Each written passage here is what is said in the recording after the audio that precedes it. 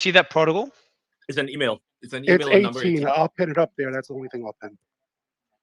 Mm-hmm. Yeah, We appreciate it. missed that. I'm gonna check it now. Yeah, we So missed if we that go one. to 18, I'm gonna check it now. So 18, I'm gonna check it. So, um, okay, so they requested specifically NECP is requesting the following. What's the NECP? That is the National. National Election something something. It's a government agency. Committee or National Election Committee, PPPP. But the All right, FBI so number runs one. it.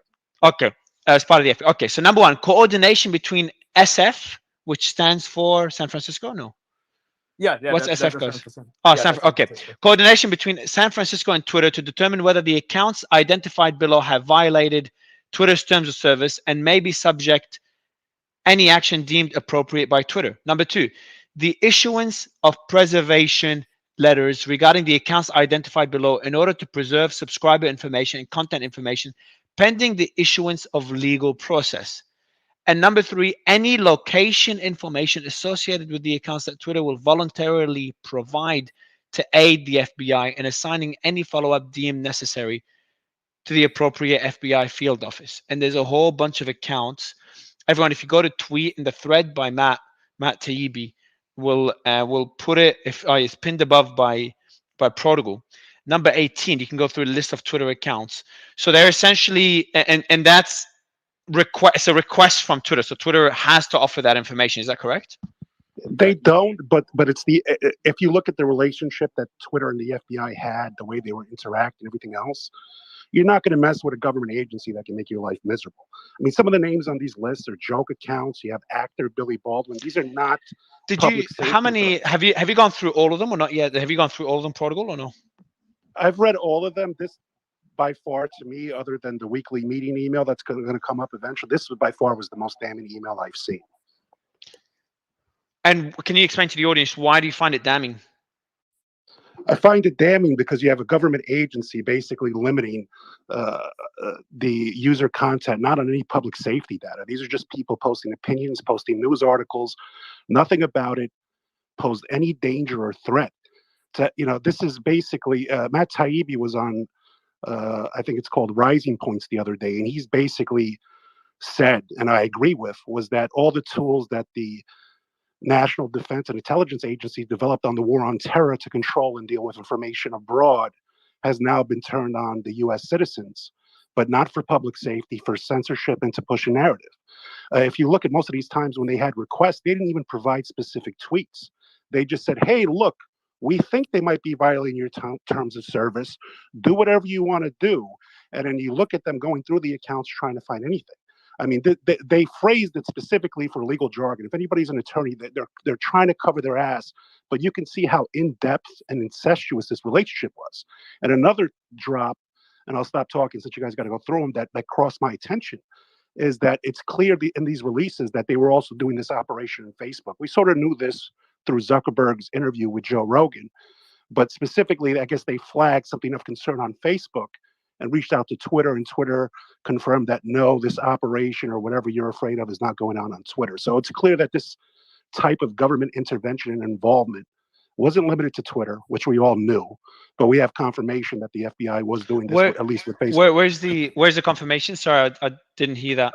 I have to look through it. It was in another email attachment between the FBI and Twitter. I'll look for in it. today's. Can I Hey, really Tara. quickly interrupt? Hi, guys. I just want to remind people here, because so many people are still DMing me and asking me for the space. Please, please, please retweet the space. Spaces have been broken for the past 12 hours, so people are not seeing it at the top. So it does a huge service for everyone on Twitter if you just go and quickly retweet the space from any one of us, or just hit the share icon and tweet it out yourself. It's super helpful to let other people know we're here. Thank you, Mario. How are you, Tara? How are you? I'm good. I'm excited, and I'm so happy that Elon, heard what I said, that Twitter files would not be the same without Spaces, and sure enough, here we are. So it's just a perfect example of how he listens to us, and it's just amazing. I mean, I couldn't be happier right now, but I'm also, this is crazy. The FBI involvement and everything that we've all been talking about, it's all true. Like we've all been made out to be like these crazy people and gaslit so hard that I am like pinching myself. Like, am I actually awake right now? Is this the truth? Is this actually coming out? So it's wild. Mario, I pinned it up for you. It was number 24. If you look at the email chain, it's basically Twitter responding to DHS or FBI requests. Towards the bottom of it, they say specifically that essentially the FBI had been in contact with Facebook regarding some things they wanted to flag, and they reached out specifically on Twitter to see if the same was going on. Twitter sent them a reply that it was not, but it was in that email that you would see that. Which confirms that kind of the obvious. Go ahead, Catherine. Yeah, no, I have to say that as much as, yes, Twitter is an private company, but when the FBI comes with a request, and it is so vague, right? They're not saying we have these very specific criminal charges that we're investigating, and therefore we need your assistance. And I worked at one point in sort of the law enforcement side of things, and that makes sense. Sometimes you do ask social media companies to cooperate, or you set up dummy accounts and things like that. But in this case, they are being incredibly vague, and they're targeting sort of such a wide assortment of accounts that didn't seem to violate the law. And that's the key here. They haven't violated, like Billy Baldwin being an account that I would recognize. I mean, there's no legal violations. So for the FBI to sort of come, it feels a little McCarthy to me. Mm-hmm. And so the threat that a company like Twitter, independent of their politics, would feel when a major kind of organization like that would come to them, I do feel that crosses a line. And again, I don't think it's about politics at all. I've been thinking about this a lot, and it doesn't matter whether it's like I don't know if it's conservatives only that have been targeted or not. I don't think that's so clear to me in what the Twitter files have shown. I think we've seen in today's drop that no, liberals were targeted, just not to the same extent. Yeah, and I think that's good that that's come out. And so I think where the line is crossed is really that there was targeting in general, and that the FBI specifically, or any government agency, was involved. So I think. But Catherine, if you've worked for law enforcement, you know how they can couch their language to provide cover. When you look at this, over 90% is targeting conservative Twitter, right? Just to cover your ass, you throw in a few other accounts, and just to show how bad faith the FBI was when they sent these accounts and said, hey, look, they violated your service. In some instances, Twitter said there was no violation. So this just showed the FBI's intent to control the narrative, control free speech when it came to election integrity and security issues. Because in that email 18, there is a reply later on. And in some of the accounts, they said, listen, this was worth a lockout. This was worth a permanent ban. But for these, we saw no violation. So that just shows the FBI, even to be forwarding this without providing any specific tweets, any information, shows that this was just done to chill free speech. So I kind of differ on this opinion that you guys are saying that the FBI was intimidating Twitter, and I don't think that's the case. Major corporations, multi-billion-dollar corporations, they don't easily get intimidated from the FBI when they're issuing statements regarding election interference. So this is an effective use of the FBI's resources? Is that what you're saying? Instead of tracking down fentanyl dealers, dealing with federal crimes, you think that they should be using this amount of resources to censor free speech? No, I think what Prodigal, that's not what he was saying, Prodigal. I think he did. Yeah, I think what he was saying is that I was giving him another argument that even if what he said, so can I just let him finish. Let Brian finish. Go ahead, Brian. You're muted, bro. Brian, you're muted. Sorry, I got it. So like I was saying, I don't think they're easily intimidated, especially a $40 billion company like Twitter.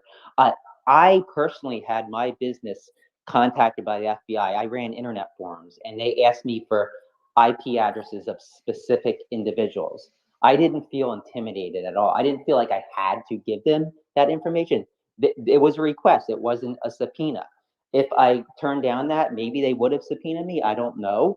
But I didn't have the money to fight off a subpoena or anything. these But corporations, wouldn't it they be have that easier money. to cooperate than not to cooperate? Oh, absolutely. But when you have a legal team on your staff, and you can quickly and easily fight back if you wanted to. These FBI requests are related to specific incidences, election information that's being passed on, maybe misinformation, maybe not. And Twitter can decide for themselves. It's a request. It's not. Well, my They're not. problem with them is that they're general. They're not specifying instances, right? So they're just giving account names and they want just general information. They're not Oh, no, saying no. Yeah, these are the I agree. instances. Yeah. I agree. I think that some of the requests are ridiculous, but I don't think that Twitter is feeling like they're forced Yes, to I would stand. I would agree, Catherine, because like the requests, if their requests are mainly targeting people on the right, as we've seen, and Twitter is more left leaning, then it would make sense. And Brian, I don't think that's what you're implying, but I'm gonna go there. I think Twitter would then, why wouldn't they comply? Because like they already have that bias, and we saw that in previous file drops. Steve, you were And they have unmuting. that relationship, the working relationship with the FBI. Yeah, Plus, you Mario, can bank actually, that. I You was can bank actually going to that say, favor, Mario, right? that you could. Sorry, just muted everyone. Steve, I know you were the first to unmute, and I think Sphinx was speaking right after you. So, Steve, I'll let you just quickly comment, and then we go to Sphinx. Appreciate it. Correct me if I'm wrong, but I think what Brian was saying, and a point I would largely agree with him on, is Twitter didn't have to have their arm twisted to cooperate with the FBI. We already know through what we've seen through the Twitter files thus far is that there was an overwhelmingly inherent bias to the left. It is also seeming that the FBI is also has shared a common goal with Twitter 1.0 in being biased against folks that weren't more to the left. So the cooperation there seemed very symbiotic and almost voluntary overall. So I think is that generally what you're saying, Brian? Yeah, I agree with the point that Twitter was already biased towards the left. There's no doubt that their employees were biased towards the left. I don't know if I agree that the FBI is biased towards the left. I think that overall, I think the majority of FBI agents are more right leaning. If you were to do research on that, so I don't know if I'd agree with that. Well, I would counter that, maybe not necessarily in that regard, but I think there's enough evidence to show that the FBI had a lot of efforts to thwart and stifle the Trump administration specifically. I know Seb Gorka has spoken to that as well. The last thing I'll say is a lot of the overreach of power that we had been seeing from the FBI in relation to Twitter 1.0 would not have been legally possible without the Patriot Act. Again, we are still feeling the consequences from this awful piece of legislation from 2001. We need to completely repeal it. We need to elect public officials who are willing to do it, willing to stand up to do it. This is absolute bullshit. It's nonsense. The Patriot Act has no place in American life, in my opinion. I want to quickly, I know Sphinx, I want to give you the mic right after Sphinx. I didn't forget, but quickly, we just had Name Redacted join. Not sure, Ian, do you know Name Redacted, the account? I'm not super familiar. So he did a with it, tweet. Yeah, so he did a tweet about 10 days ago, talking about Twitter and all the ex-FBI and CIA agents working there in high ranks, and it went pretty viral. It got 21,000 likes, 9,000 retweets. So first, Name Redacted, thanks for joining, man. Thank you. I think in light of today's Twitter files dump, it's even more important. The one thing, if anyone listening has not seen it, go to my account. It's pinned. There are still 15 former FBI agents working at Twitter. This should be talked about even more than anything right now. So you're saying right now? I was going to say, yes. Sorry, that it's okay, really quick. I was just going to say that Brian made a point of saying that, most FBI agents, or he would say the majority, are more to the right, but that doesn't prove that the ones who are actually working tight knit with Twitter are not more left leaning, if that makes sense. Well, yeah, Elon did I say get he that, likes the but- FBI overall, so he did tweet that. I mean, I'm why are sorry they? to So add to going that. going It's going. Oh, clear that guys, the before people in command, the people in I want to command who were I issuing want these to go orders. back. I want to go back to These name are former redacted. FBI agents that are in high-ranking positions at Twitter, senior management roles. So And there's 15 of them at yeah, the they're moment. all. I listed all of them on my thread. All of their LinkedIn's were public. They didn't hide it. You know, some of them have scrubbed it since then, but at the time, they're all public. It's not like Wow. a secret. So, It's a but then pinned thread I on want to my take account. but how many? So I have another question. How many were let go since Elon took over? Do you I know? think just Jim Baker. All their profiles at the time when I wrote the thread, they're all current employees. And if you want to, I But mean, I didn't go into but like the didn't political. Elon? Hold on, didn't Elon let go of a big percentage of the employee or the staff at Twitter? There must Yes, be more but FBI agents among those, no? there could be. I mean, the 15 that I highlighted are still currently there. There were probably 3 other profiles that were hidden, like they're not available. So there's probably like 18, and that's just of the ones that have a LinkedIn profile. Why do you think there's such a high number of FBI or former CIA people working at a company like Well, this? Is there strategic relevance, do you think, or is there? Yeah. Hey, Catherine, absolutely. we do have I'll a new. tell you. Hold on. Sorry. I looked at Facebook and I looked at Google, and I'm going to write something about Facebook this weekend, and it's going to blow your mind. It's even worse at Facebook. And by the way, all these FBI, CIA, and now Twitter just has FBI agents. Facebook has enough dozens of CIA, NSA, and FBI, and every single person was hired after Trump was elected. Maybe that's just a coincidence. I don't know. And a lot of these people are in the trust and safety groups at these companies. So you're saying Well, I think Meta Mark has more. Zuckerberg. So I know. just before we move on, just sorry guys. Tom, welcome to stage. Tom, a couple of quick questions. Sorry, name redacted. You're saying Meta has even more ex Meta has FBI over 60. Yes, 60 and or Mark 70. Zuckerberg came out and said that he was being strong armed by the FBI. He did that on a Joe Rogan interview. Did you ever get a They- chance to watch that, Mario? Oh, interesting. Yeah, Mark Well, they Zuckerberg came out and basically whistleblown on the FBI, and this was months ago in well regard to we censorship. One thing that's kind of interesting is, for example, with Meta, we know that there's some involvement, for example, with everything that's going on in Iran, removing some of the evidence of the crimes that are being committed against the people protesting the revolution there, or the protest there. There's pressure on these companies to remove that, and they've actually cooperated. So, I mean, I wonder what involvement there is in those kinds of actions. So before we go to, so I see Sphinx and Protocol Mario, can I and make one more point? yeah, I want to go back to you. I have one more question to you, and then we'll go to Visuant. Okay. Good to have you. So what the question I have for you, man? You said there's over 60 at Meta. Are you gonna release the entire list as well? You've got a list or not yet? Yeah, I do. I'll Oh, put it you're a out. beast. I'll put it out. I'm like gonna, Monday. yeah, my team is gonna send you my number, man. Let's connect off of Twitter, like DM me personally. One more point I want to make too is the first Twitter files dump. I forget who did it, Matt Taibbi, I think. And then that was obviously interfered with by Jim Baker. So that tells you how much access he had. So how much there are still ex FBI agents working at Twitter in management roles. What access do they have? What are they doing? What were they acting as intermediaries with Yoel Roth and this whole thing? You know, like that needs to be explored, and hopefully Elon's doing it.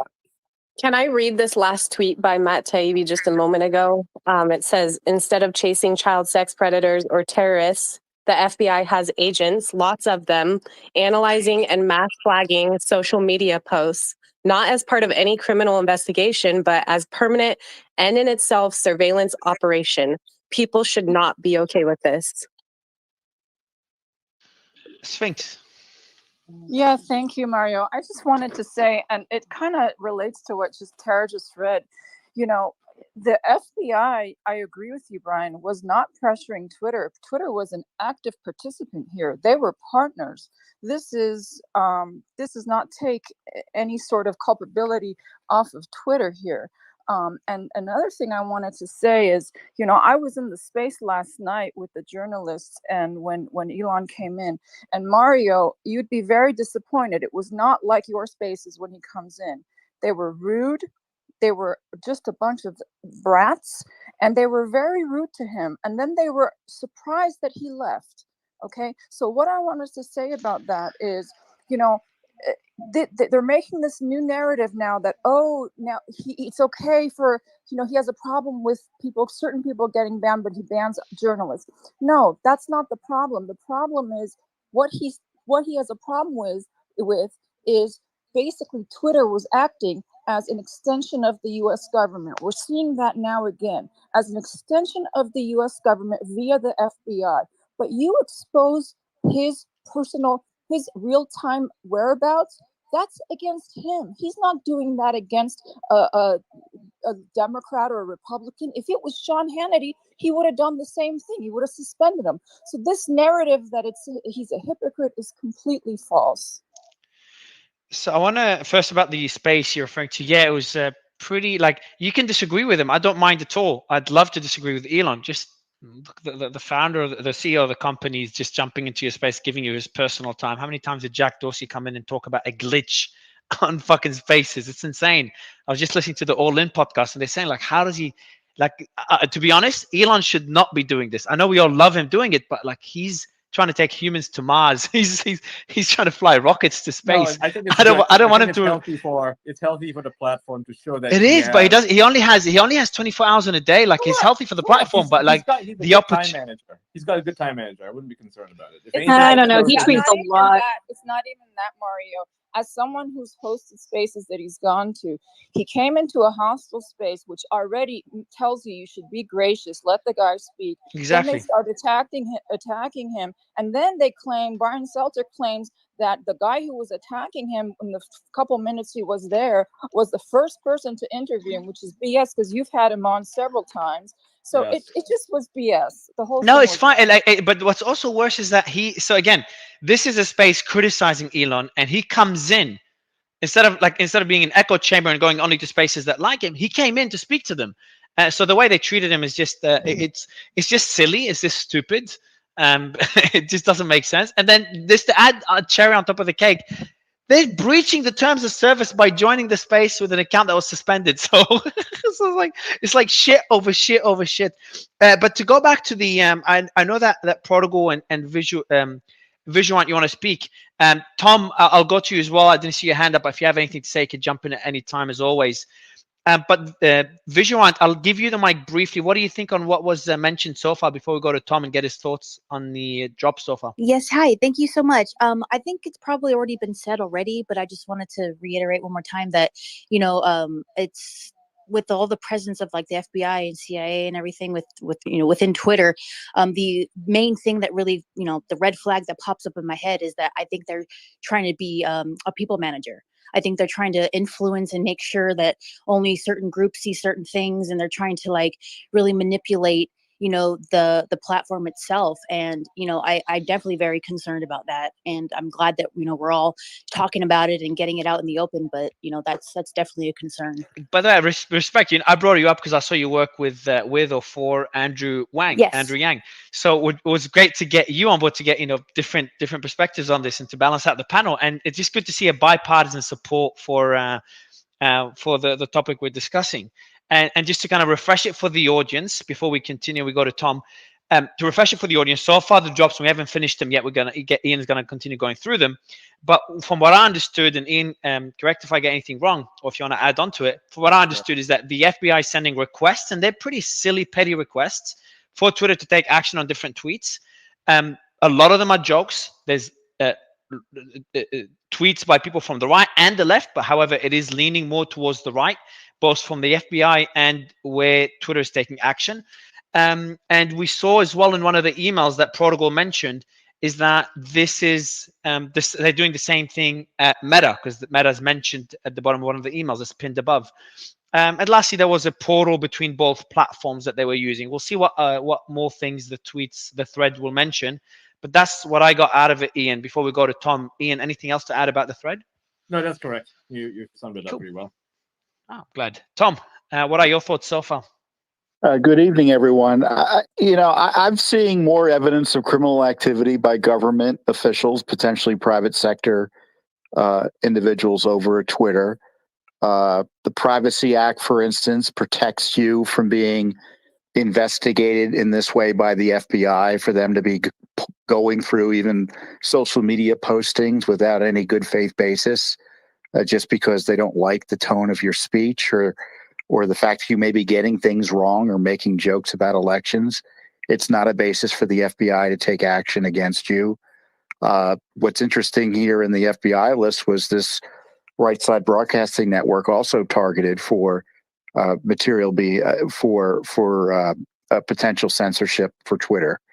And it's this kind of casual approach to censorship in league with the FBI that's really quite remarkable. Some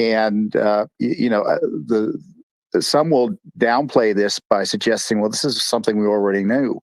No, we didn't know this. We didn't know that the FBI regularly sent individual names over to Twitter for them to then censor.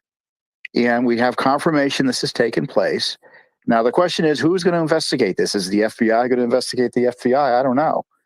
But if I were Elon Musk, I'd release everything. And I'd release communications with Facebook and Google showing the censorship, collusion with the FBI and DHS and this quasi front for the FBI, this civic integrity organization, a name I don't have in front of me. So maybe someone can pull up that front group that was being used as a tool of the government also to try to get individuals censored. And this has been going on till recently. And I'd be very interested to hear what's still happening. Do they still have access to this portal for COVID and, election issues, obviously through November, and what was being done even after Musk took over as a result of these interagency, or I should say government public partnerships for censorship. And also, in response to the whole conflagration over the media doxing of Musk, if I were him, I would focus on media requests for censorship as well. And we all know about the censorship beat reporters that make a living asking big tech companies, isn't this person terrible? Why do you still have them on your platform? And trying to get them to censor. And it'd be, I think, very illustrative and enlightening to highlight the media efforts to get Americans censored as they're complaining about getting censored for targeting Musk with dangerous doxing. I do want to add, Tom, just quickly. I know other speakers want to jump in, but we do have an ex-CIA operations officer that is open to joining. So I'm going to send him through an invite. It'd be good to have him come in. Catherine. Yeah, I mean, I completely agree with Tom, because I think we focus a lot on Twitter, which is indeed a private company, which has bias, which is not great, and I think it's very problematic. So do other companies. So do university campuses.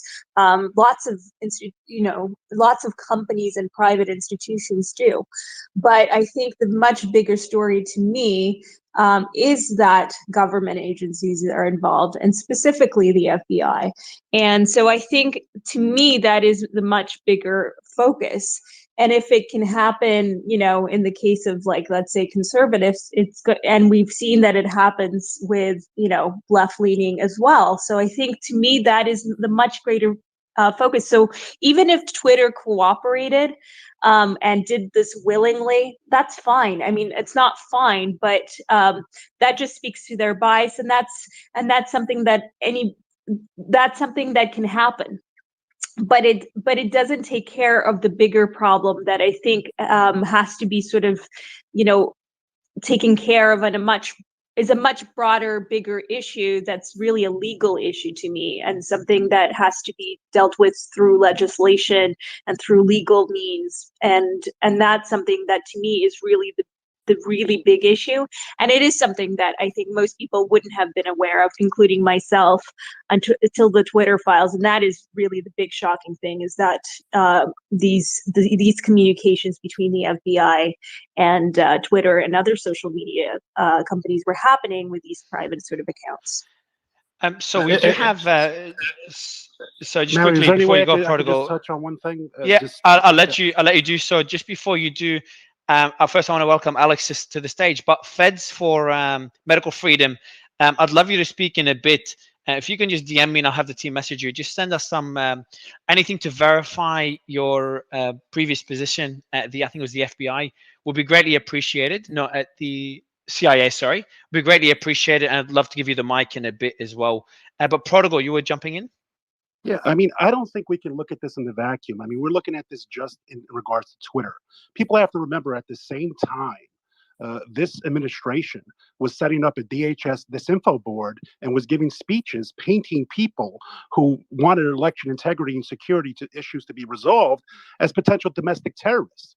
Right. So, silencing these voices online and citations to credible news sources or direct evidence. At the same time, they're starting to build a federal apparatus to go against anybody who disagrees with their view is problematic. This isn't limited to big tech, right? They were working in conjunction with corporate media. And yeah, I think it is an issue when you have the FBI wasting this amount of resources, money, time, and manpower to go after Americans' free speech. A lot of people in the FBI have law degrees. They know how to couch this so that they can have the benefit of the doubt when it gets to court. It's clear that they just sent names of accounts and said, hey, this might be violating stuff. And you literally see Twitter saying we scour through it and looking for reasons to ban people without any actual basis for the FBI's request. And yes, I agree. Twitter willingly went along because ideologically they're aligned, but there's a problem when big tech monopolies and the government have this incestuous relationship, and you don't know where one starts and one ends. Right? They didn't have to twist Twitter's arm, right? But the reality of the matter is, any smart businessman too, if you don't like the person they're asking that you censor and remove their ability to speak, you just couch favors with the FBI. So if something comes down later, it's documented that you are helping the FBI, and you can call in that favor later. So this is a lot more intricate than a lot of people are trying to make it out as if, oh, no, this is clear violations ethically. And in my opinion, the FBI breaking the law and use extra legal means to violate Americans' constitutional rights. And I'll finish it fast. Like when people said, yeah, maybe the rank and file, maybe a lot of them are conservative. I don't know. The vaccine mandate forced a lot of people out of the military and federal government who I believe probably were conservative and cared about specific values. But the reality matters. But it's funny timing, Prodigal. As you mentioned this, we do have a gentleman. I don't know if I can mention your name, sir, but you worked at the CIA and you opposed the vaccine and you were pushed out for that reason. That's for your Fed for Medical Freedom. Hi, I'm Vice President of Feds for Med Freedom, and yes, I did work with them. I no longer work there because I opposed vaccine mandates. I found other employment outside the agency. So hey, thanks for having me on. Thanks for letting Feds for Med Freedom speak here. And it's Thanks for being here. Great platform for discussing these issues. I think when you're talking about what's coming out with the Twitter files, there's a lot of organizations that have been putting out FOIA requests like Feds for Med Freedom for quite some time. And probably, actually, Mr. Fitton, we'd love some help. We've been putting out FOIA requests. We're getting mixed results. We put out FOIA requests, I think, as early as September this year. We started putting things out asking about censorship of platforms. I think the big thing. And just for the audience, sorry. First, do you mind if I use your name, or you haven't? Sure, your name? sure. It's Jim. Okay, so James, yeah, I've got your name. So James Erdman. So FOIA requests are essentially requests for information. Is that correct? That's correct. That's correct. So I do, but I do also want to ask you a question. As you finish your point, I want you to also tell us more about your thoughts on the influence that we were talked about earlier. How much influence do the FBI, from what you know, the FBI and the CIA have at Twitter or Meta based on the numbers we shared earlier, 15 employees at the moment at executive positions at Twitter from the FBI and CIA, and Meta's at over 60. I think in general, people look at federal government employees who move on to the private sector and say, well, what are they doing over there? Most of them, 99% of them, are looking for a new job. They're looking to get paid just like everybody else. They've decided Your that. mic, sorry, James, your mic is rubbing on something. Just if you can. Sure. I think that would be great. Is this a little bit better? Much better. Okay. What I was saying was 99% of federal government employees, doesn't matter where they came from, if they're moving on to the private sector, they're moving on because they've decided that maybe they want to make more money, maybe they want a little additional freedom. And do you think the companies hiring them, why do you think they'll have influence still having worked at those companies? Is that a reason, or are we looking too deep into this and there isn't too much to look into? No, I think you'd be naive to think that there isn't an interest in influence. But if you're talking about somebody who's working as a systems engineer over at Twitter because they've got some very technical related skill, they're probably brought on because they've dealt with big data questions, or they've been brought on because they've dealt with questions of how to parse data in a way that makes it useful to the user. If you're talking about executives or board of directors, well, that's different. What they're looking for is somebody who has reach. Many of these companies, and the social media companies, are probably a little bit different than, say, Amazon or Google. Amazon and Google have hardware. They've got huge contracts that go out. If you're talking social media, you'll have to look at each individual that's been hired on an individual basis.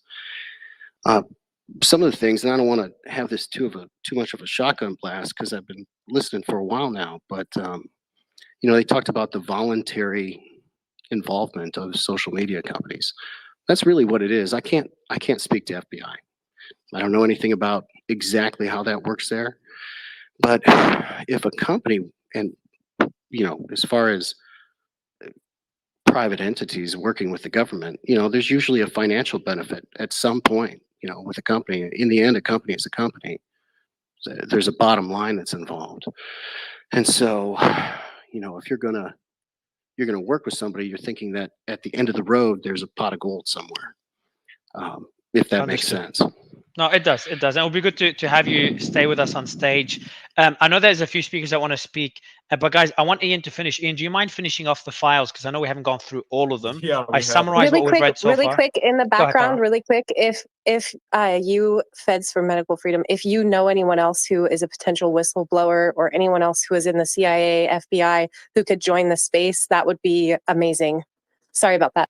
Nice one. Yeah, no, really good one, Fed. If you can, or James, if you could send them to me via DM and we'll verify them and invite them up, that would be great.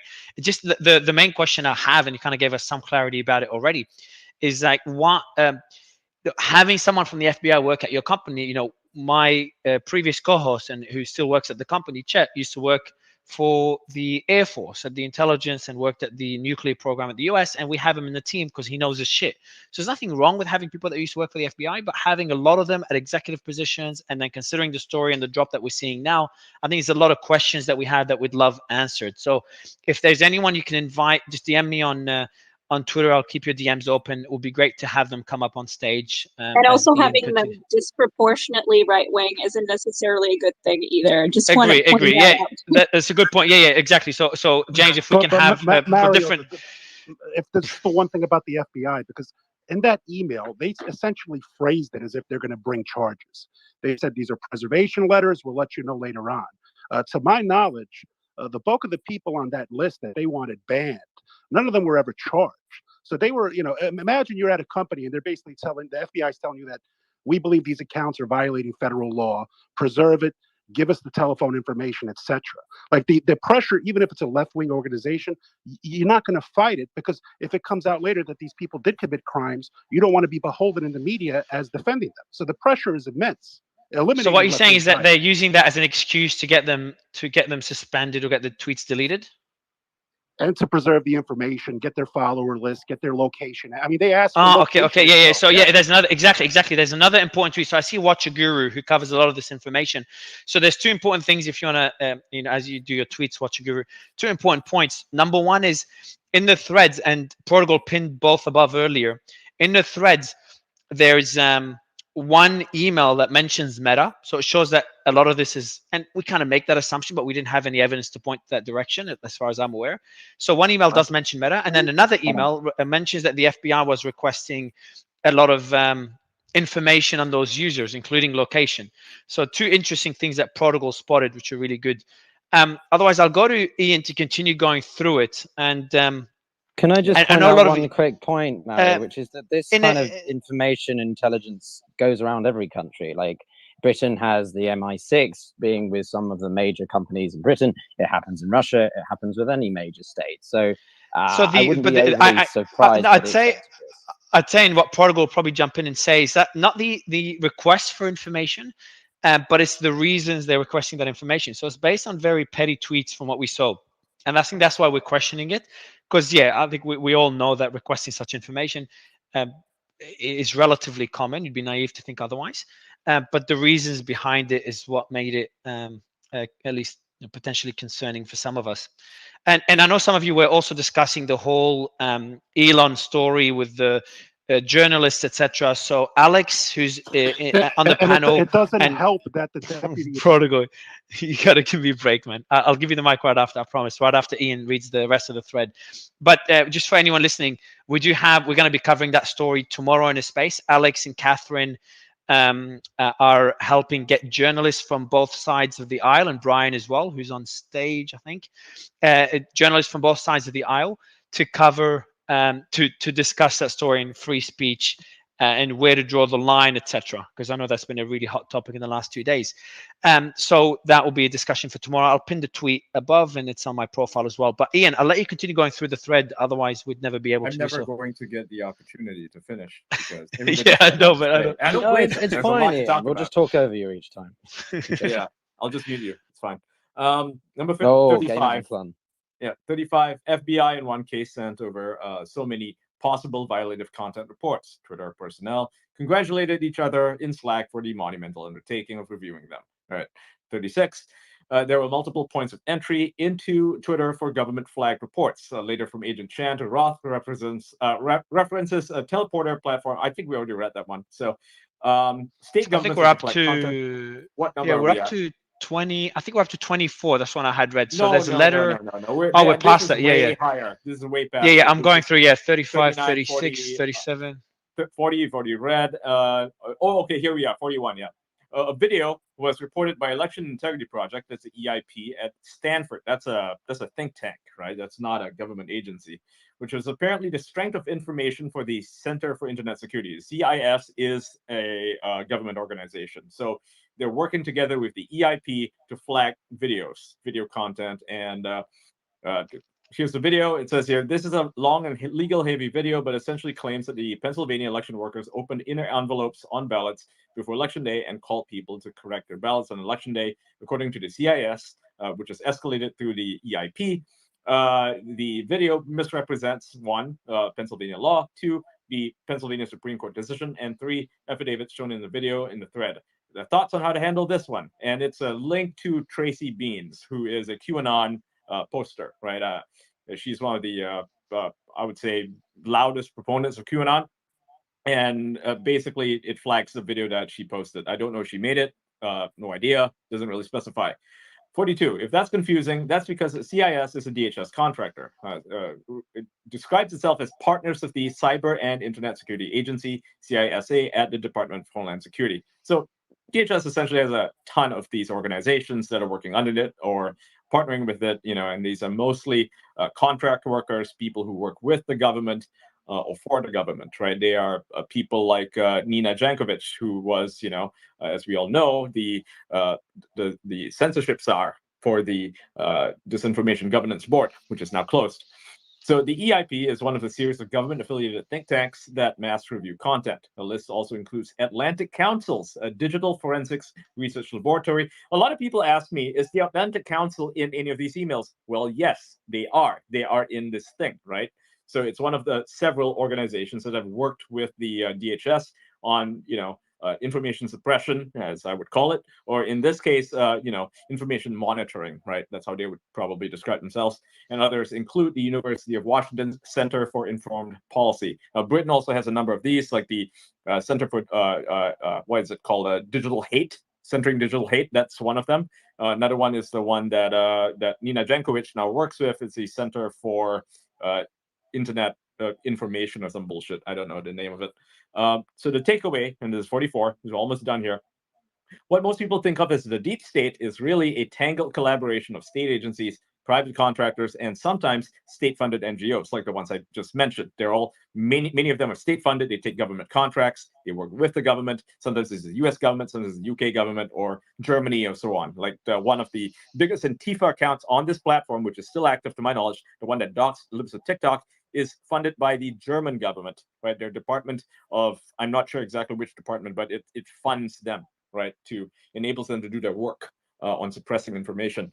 And lines are so blurred as to become meaningless. That's what Matt Taibbi says. And number 45, final one, says Twitter files researchers are moving into a variety of new areas now. So watch Barry Weiss and Schellenberger, that's Michael Schellenberger, and this space for more soon. So we're probably going to get more, well, not probably, we're definitely going to get more new drops. Some of them will be related to the COVID-19 disinformation. Some of them might actually branch out farther than that, where, there are files related to Brazil's election tampering stuff, for instance, that was very recent, as well as Canada's suppression of the Freedom Convoy protests. That is something that I personally requested. I think we would, that's something that Elon Musk, if he's listening to the space, would do well to give to Rebel News, because we are the best, most capable organization of covering that, because we covered the Freedom Convoy protests from day one, right? We are the only company, the only media news organization that followed the whole thing day one, embedded within the entire protest. And we managed to untangle a lot of the lies that were put out by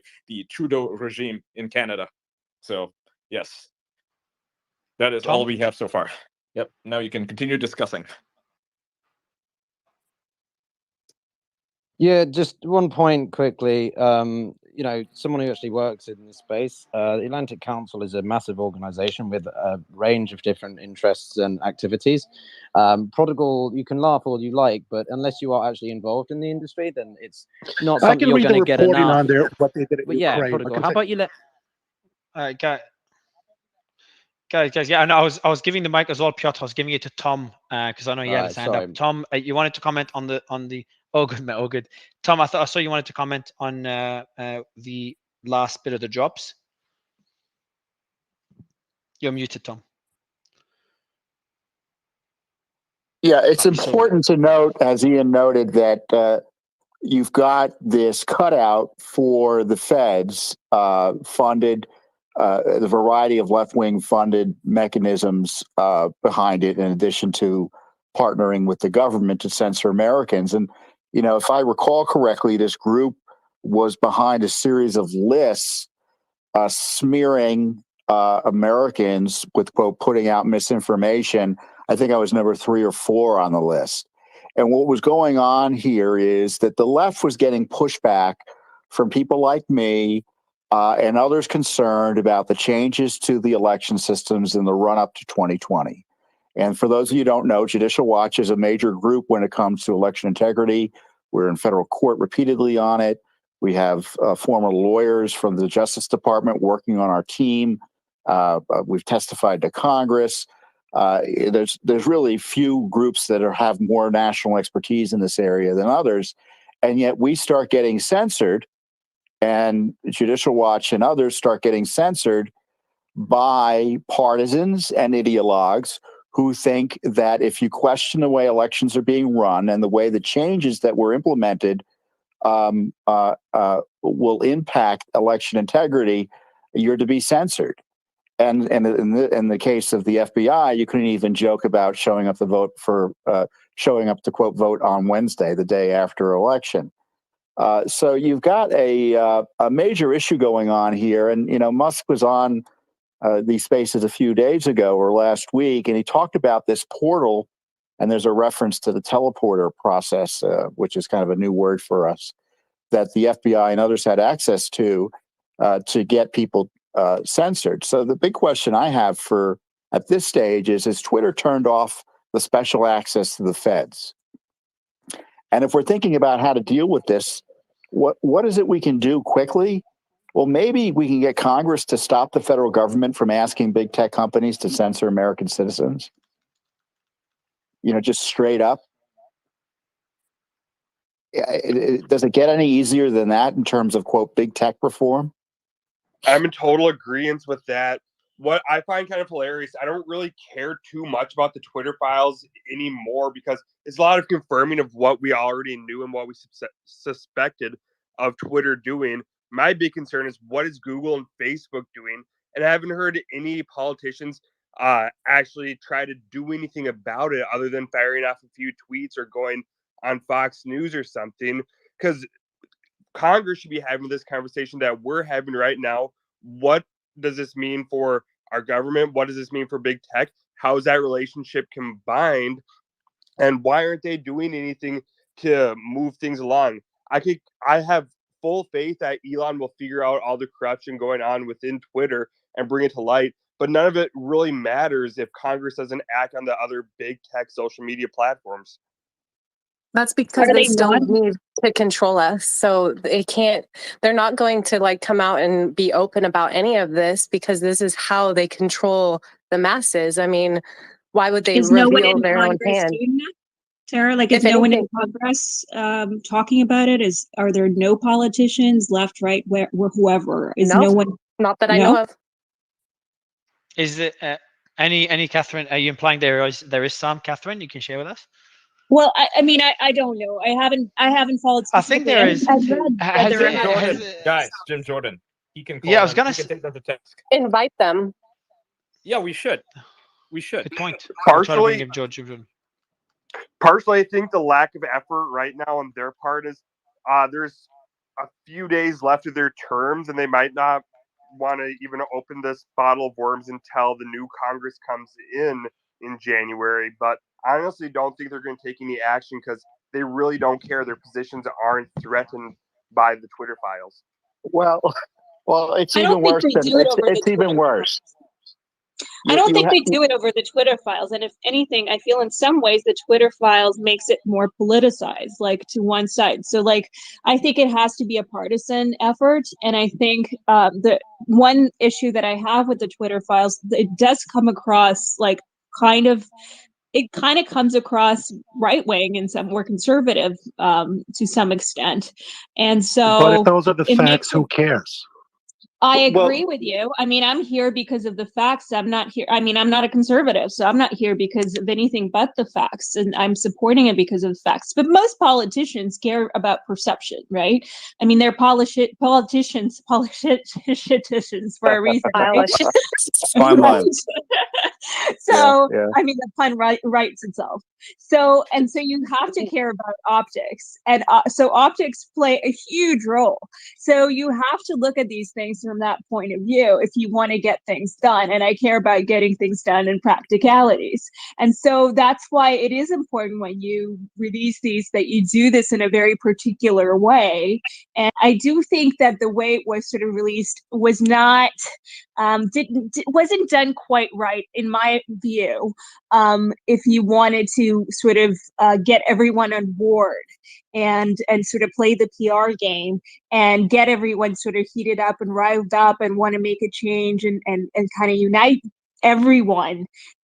Instead, if you support Twitter files, you're now it's like free speech is associated with the right wing automatically, right? I support free speech. That's because the scale was always being pressed down against the right side. So that goes hand in hand with what was happening. So obviously it's going to come off that way, but free speech should be free speech for everybody and not just for one side or the other. These are media organizations that haven't covered this.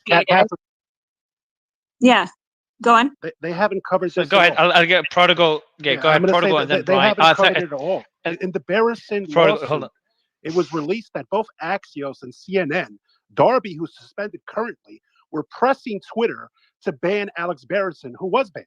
This is the same media who didn't cover anything related to the Hunter Biden laptop story and didn't give a damn until their reporters were suspended for doxing and endangering Elon Musk's kids in real time, and then they cared about free speech. To look at these entities and say that they're good faith understand, actors but you at this kind of point, have to play they're not good their faith game. actors. You have to play Neither is the FBI. I agree. No, and neither are the politicians who are behind Trump getting banned. And that's right and left. That's conservatives and liberals who were totally for Trump and his supporters getting censored and banned because they didn't want the reality of this situation coming out. They didn't want all of this coming out. Brian, I'll let Brian go, and then Tom, of course. Brian, do you want to make your point? Yeah. So I agree with Catherine on this. The Twitter file, it does come off as slightly written from a right slant. And I'm not saying it's completely written from a right slant. I think there's things that are going to make people on the left say, hey, this is a little bit biased at least. But I think that brings us back full circle to what Tom How has is that been true, saying. though? I mean, Matt Taibbi is not a right-wing journalist. He's a left-wing journalist. Just let me finish here. I think it brings us back to what Tom has been saying, and that is just dump everything, release everything you have. But Ian, I know he's not a right-wing journalist, but he has been posting these posts with a right-leaning slant. Things like saying the FBI could have been spending their time chasing child predators, but instead It's the truth, for this Brian, stuff. and the truth hurts sometimes. It's not a slant. That is just a fact. The FBI could have been spending so many of their resources. Hold on. This is one area where you are not going to win an argument with me. The FBI could have and should have and should still be spending all of their resources, spending all of it, getting rid of child sexual exploitation on Twitter. That's been running rampant for years, and yet they didn't. They did nothing. Instead, they shut down our president. They shut down conservatives. They shut down anyone who questioned the vaccines or COVID. I mean, whether it's right or left shouldn't matter at this point. What matters is people who were speaking the truth were being shut down, while people who were engaging in illegal activity were allowed to run rampant and do whatever they wanted on Twitter. And the FBI working with Twitter directly and doing nothing about it just proves the point. Tara, it's even worse than that. Go ahead. The FBI was aware. Let's have Brian finish his point. Go ahead, Brian. You're muted, by the way, Brian. Tara, I absolutely agree. Going after child predators should be one of the top things on the FBI's list. But the FBI is a major organization with thousands of agents across the entire country. They can put a couple agents on things that like protecting all of elections, them, all of the agents. No, but there's terrorists that are trying to kill our children, trying to kill us as Americans. They can't put all their agents on one specific topic.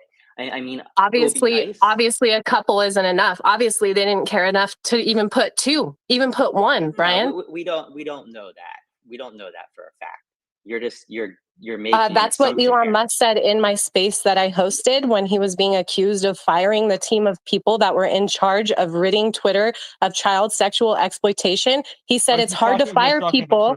He said it's hard to fire people who don't exist, is his exact response. He wasn't talking about the FBI. He was talking about how Twitter didn't put anybody on the child sexual exploitation thing. He wasn't talking about the FBI. I'm talking about people who are hired by Twitter. Are these not FBI agents who are hired by Twitter? No, they're not. They're not. Like Jim Baker. Yeah, I mean, Elon doesn't work for the FBI, and the Twitter employees that are working for Twitter aren't working for the FBI. They're working for Twitter. The FBI agents, they're doing their job, and that job is to protect Americans in a variety of ways, whether it is child predators, whether it's terrorism, whether it's election interference, misinformation that could lead to American deaths, whether it's COVID misinformation, any kind of misinformation. But they're not doing their job, Brian. They didn't protect against any of that. That's my exact point. They allowed all of that material to run rampant on Twitter while shutting down people who were speaking the truth. You're both kind of agreeing with each other here. The issue is that the FBI No, dedicated I'm 80 not. plus people to Twitter, right? 80 plus people working on Twitter just for election misinformation. None of these 80 plus people were interested or even tasked to cut down on child sexual exploitation. That is the issue, right? So it doesn't matter if it's 50, 10, 20, 100, 2,000, doesn't matter, right? The issue is that their priorities were completely askew, and real criminals were getting away with a lot of, bad things, doing a lot of bad things, getting away with it because they were so focused on election misinformation and COVID misinformation and all this other quote unquote misinformation. They were not concerned at all with actual crimes that are happening to actual children in America or anywhere else, really. Yeah, and as it relates to Twitter, and now we know through the Twitter files that increased staffing requests were made multiple times to tackle this issue, and those requests were denied by Yoel Roth and Vijaya. That is correct. Yeah, So, that is the big issue. I know, Tom, you've been waiting for a while as well. Well, a few things. First on the FBI employees working there, it depends. It depends what they're doing. I mean, if they were hired to provide security or expertise in terms of dealing with intelligence agencies, they're hired as insurance in that regard. And sometimes it's appropriate, sometimes it looks sketchy. But the mere fact that there are FBI agents there isn't the issue. It's what exactly is Twitter doing in league with the government to protect First Amendment or free speech, or in the case of Twitter specifically, we now know to attack it.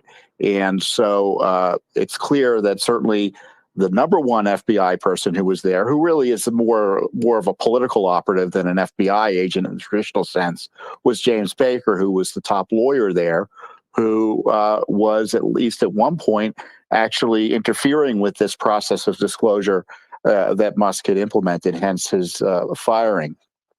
The issue of the media and Congress, going back to Congress first, Congress isn't going to do much on this because Republican leadership is typically anti-Trump and doesn't like conservatives and doesn't like the unwashed masses criticizing them online. So a little bit of censorship is not much of a problem to them. And similarly, the left in Congress is happy to have the censorship since they embrace it ideologically and wholeheartedly. And that goes next to the media point. People talk about the hypocrisy of the media. The left isn't hypocritical. They don't believe in free speech for their enemies, and they will fight you to the death for free speech for themselves. And so in the case of Musk, their outrage is they should be able to do whatever they want against their political enemies.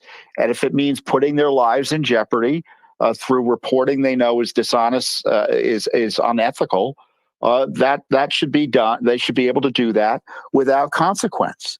And I don't think any sensible American, left or right, agrees with that in the traditional, in the old-fashioned liberal and conservative sense of the word. But you've had this extremist left approach to free speech that's resulted in legacy media corporations and publications dangerously reporting on the specific location of Elon Musk in a way that they know or should know would place him and his family in jeopardy. Now, as someone who's been regularly censored, suspended, blocked, whatever from Twitter and other platforms, the one thing I've learned to do is to be extremely cautious in disseminating tweets or links to material that I know has resulted in moderation actions against other accounts. So I may agree with it and be outraged about it, but I was always careful not to push out tweets because I knew they could come after me. And these sophisticated reporters, they should have known that when they were pushing this material out to his specific location, given the rule that is out there and has always been out there, that they were subject to being censored. And of course, their refusal to acknowledge that and admit it and address it directly speaks volumes. So we do have There's a couple privacy, updates here Ronan. from Matt Taibbi. I'm going to read them. Yep. An FBI agent, this is number one, an FBI agent just reached out with a key point about the gross subservience of Twitter before the FBI. Quote, a lot of companies we deal with are adversarial to us. That means they don't work with them. Like T-Mobile is totally adversarial. They love leaking things we're saying if we don't get a process right. 2, I feel like that's the default position. People used to get mad about that in the bureau, in the FBI, but they're supposed to represent their clients and their customers. Why in the hell would you expect them to make it easy on you? Do the right thing, do it the right way. So that's a key point, right? Most companies, when they're working with the FBI, they're doing so very begrudgingly. They don't like working with the FBI. They wait for a warrant or they wait for a subpoena, right? They wait for a court order, someone to tell them, hey, you have to comply with the FBI or else, right? Like that's the law. But in this case, Twitter was working hand in glove with the FBI. That's the big point. That's what Tom is saying, right? They willingly went along with everything the FBI told them to do. And they did so willingly. They offered suggestions. They didn't do it in a way that was protective of their customers. They didn't want to protect the users of Twitter. Their number one priority should be to their customers, right? To their customers, to their investors, whatever. But they're not doing that. They're subservient with the FBI, right? That is next level insane. That it basically makes them an arm of the government. Twitter was acting as an arm of the FBI. That's the point. Yeah, when you see Twitter saying, "Oh yeah, send us preservation letters," based on virtually nothing, that's pretty extraordinary, and that's a fair point. But you can't take away the Trump factor here. This was not like, oh, we've got election issues, we have to work with the FBI on it. They were worried Trump was going to win, and they thought that concerns raised about how the election was being run would elevate the issues he cared about, encourage voters to come out and vote for him, and allow him to win. And these FBI officials, these deep state FBI officials with the anti-Trump activists at Twitter interfered in the election. And in doing so, they were violating the civil rights of American citizens in conspiracy with each other, all to achieve the result they ultimately did achieve, which is ruining the election and compromising the election on behalf of Joe Biden. That's a lot of conspiracy, though. There, we don't have facts proving any of that, and that's why I think we need to see. Well, there was polling done about the Hunter Biden laptop, and if it was actually covered by the media, how much of it would have changed the voting. Some of these polls are anywhere from 30 to 70%. It would have voted differently. So let's not lie and say this is something else. And for me, another issue is what people are forgetting, and Tara brings this up. Instead of chasing real crime, they're sending generalized requests to ban Americans' free speech. Forget this is the FBI. This is my own money being used against me, taxpayer money, to silence my right to speak. There's a problem with this. If you don't believe there's a problem with this, then you're not objective. They had the deputy general counsel was a former FBI official. Of course, there wasn't going to be no flag. Ignoring 90% plus of the employees donated overwhelmingly to leftist regimes and to leftist causes and cheered on these bans and looked for bans. The FBI and former government officials were in top tier positions, so they would never fight back. They wouldn't care. They worked arm in arm.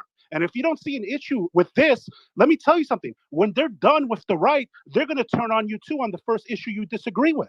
This is a problem for anybody who wants a functioning, honest government. And it's very problematic that people are trying to downplay what occurred. Why is the FBI donating overwhelming resources, expending taxpayer money and hours to silence people and get their tracking info and anybody who's following them? Whether we disagree on the election or not, I can tell you this, I've been along for a long time, and the last time I saw an election take that long was in 2000, but it took 30 days to recount the vote. Not 5 states shutting down simultaneously and then taking 30 days to count the votes a single time. So this was a discussion that should have been had and has never been had. And that's why in 2022, we saw similar issues rear their head in Harris County, in Maricopa County, and in Nevada. You could tell me I'm blind and I'm not seeing this, but everybody's seeing this. And you could pretend, but all you're doing is eliminating your own objectivity, and people will see the bias in your own voice. And I'll stop there. Brian, do you want to? Yeah. Oh, good. Oh, good. Yeah, Brian, do you want to respond before we go to Alex? Yeah, sure. I just think that it's a lot of jumping to conclusions based on incomplete information. Do they? We're getting, are they owed the benefit of the doubt? Protocol. Let's have Brian respond. But we're getting trickles of information from these Twitter files. We're not seeing all the communications between the FBI and Twitter. We're not seeing what exactly the FBI was looking for. Maybe these people were doing more than meets the eye. We don't know that. Could it be that they weren't? Absolutely. Could it be that they were? Absolutely. But I think jumping to conspiracies and conclusions without having the full information is a little bit irresponsible. So Brian, just a question for you before we go to Alex. From the information we have so far, would you say there is a bit too much censorship from the FBI? Would that be a fair assumption, a conclusion from your end based on the information we've seen so far? So I think there's too much censorship from Twitter. Absolutely that. The FBI, I'm not going to say there's too much censorship from the FBI because they're not forcing Twitter to censor. They're pointing out things that they think could be against Twitter's terms of service. And do you think that because we've seen things they've been pointed out that are a bit, yes. Yeah, and do you think this overkill was it? So what you're saying is overkill, not because it's intentional, because it's, I think that we had Ian or some other speaker said like the FBI didn't have a lot of intelligent people there. They just weren't good at filtering them. Is that your assumption instead of it being intentional? I think that some of those jokes that they're saying, hey, you might want to look into that. I think that's ridiculous. Now, is it possible that these people were involved in something more like worse? Is it possible? And the FBI knew something that Twitter didn't, and we don't. That's possible as well. But if that wasn't the case, I think it was a little bit overkill to be saying, hey, has this Billy person Baldwin joking been around charged or no? Because Billy Baldwin was on that list. Has he been charged yet? They sent a preservation letter. They wanted to know who followed Billy Baldwin. To you, that was normal, Brian? Was that something the FBI should be wasting resources on? Actor Billy Baldwin's a domestic terrorist? Are they going to use the same resources to figure out who is jumping on Elon Musk's hood of the car that his child was in? I mean, that's the thing. And that's the, and I agree. If they're going to do it for one, then do it for the other, right? So I think that's the biggest issue at hand here. And we're all witnessing it real time. And we've all been a part of it. If you had your account suspended or anything, is that it's very one-sided. If you step out of line and out of, the narrative and don't toe the line, you're going to get shut down, at least in the old Twitter days. Now we're allowed to speak our minds. Now we're allowed to speak up and speak out. But I mean, I think that is where we can all come together and say that's wrong. We should be allowed to speak up. We should be allowed to question things. We should be allowed to question the narrative and not be forced to toe the line. I mean, and Prodigal made a really good point. These are the same people that our tax dollars here in the United States pay. I mean, their paycheck is cut by us, and they're using their abilities to shut us down. The same people who pay their wages. I mean, essentially, it's a complete slap in the face. Alex, I know you've had your hand up for a while. Yeah, just a few things. So, first of all, my takeaway from this drop is the casual nature that the Twitter employees and the FBI had with each other shows that there was regular communication between them, with just saying like Twitter folks, and it was just very casual in tone. Number two, to the point of the concerns with biased nature of these drops and not seeing everything.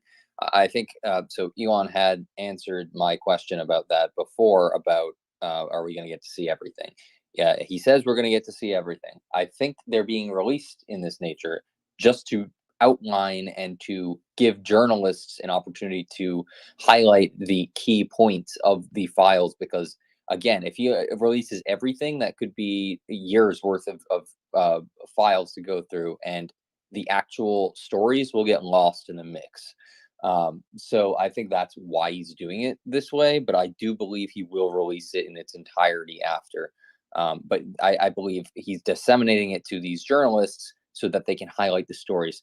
Number three, to the point of FBI agents focusing on this content rather than illegal content and child exploitation. Yet there could be a couple agents just dedicated to election misinformation or concerns they have.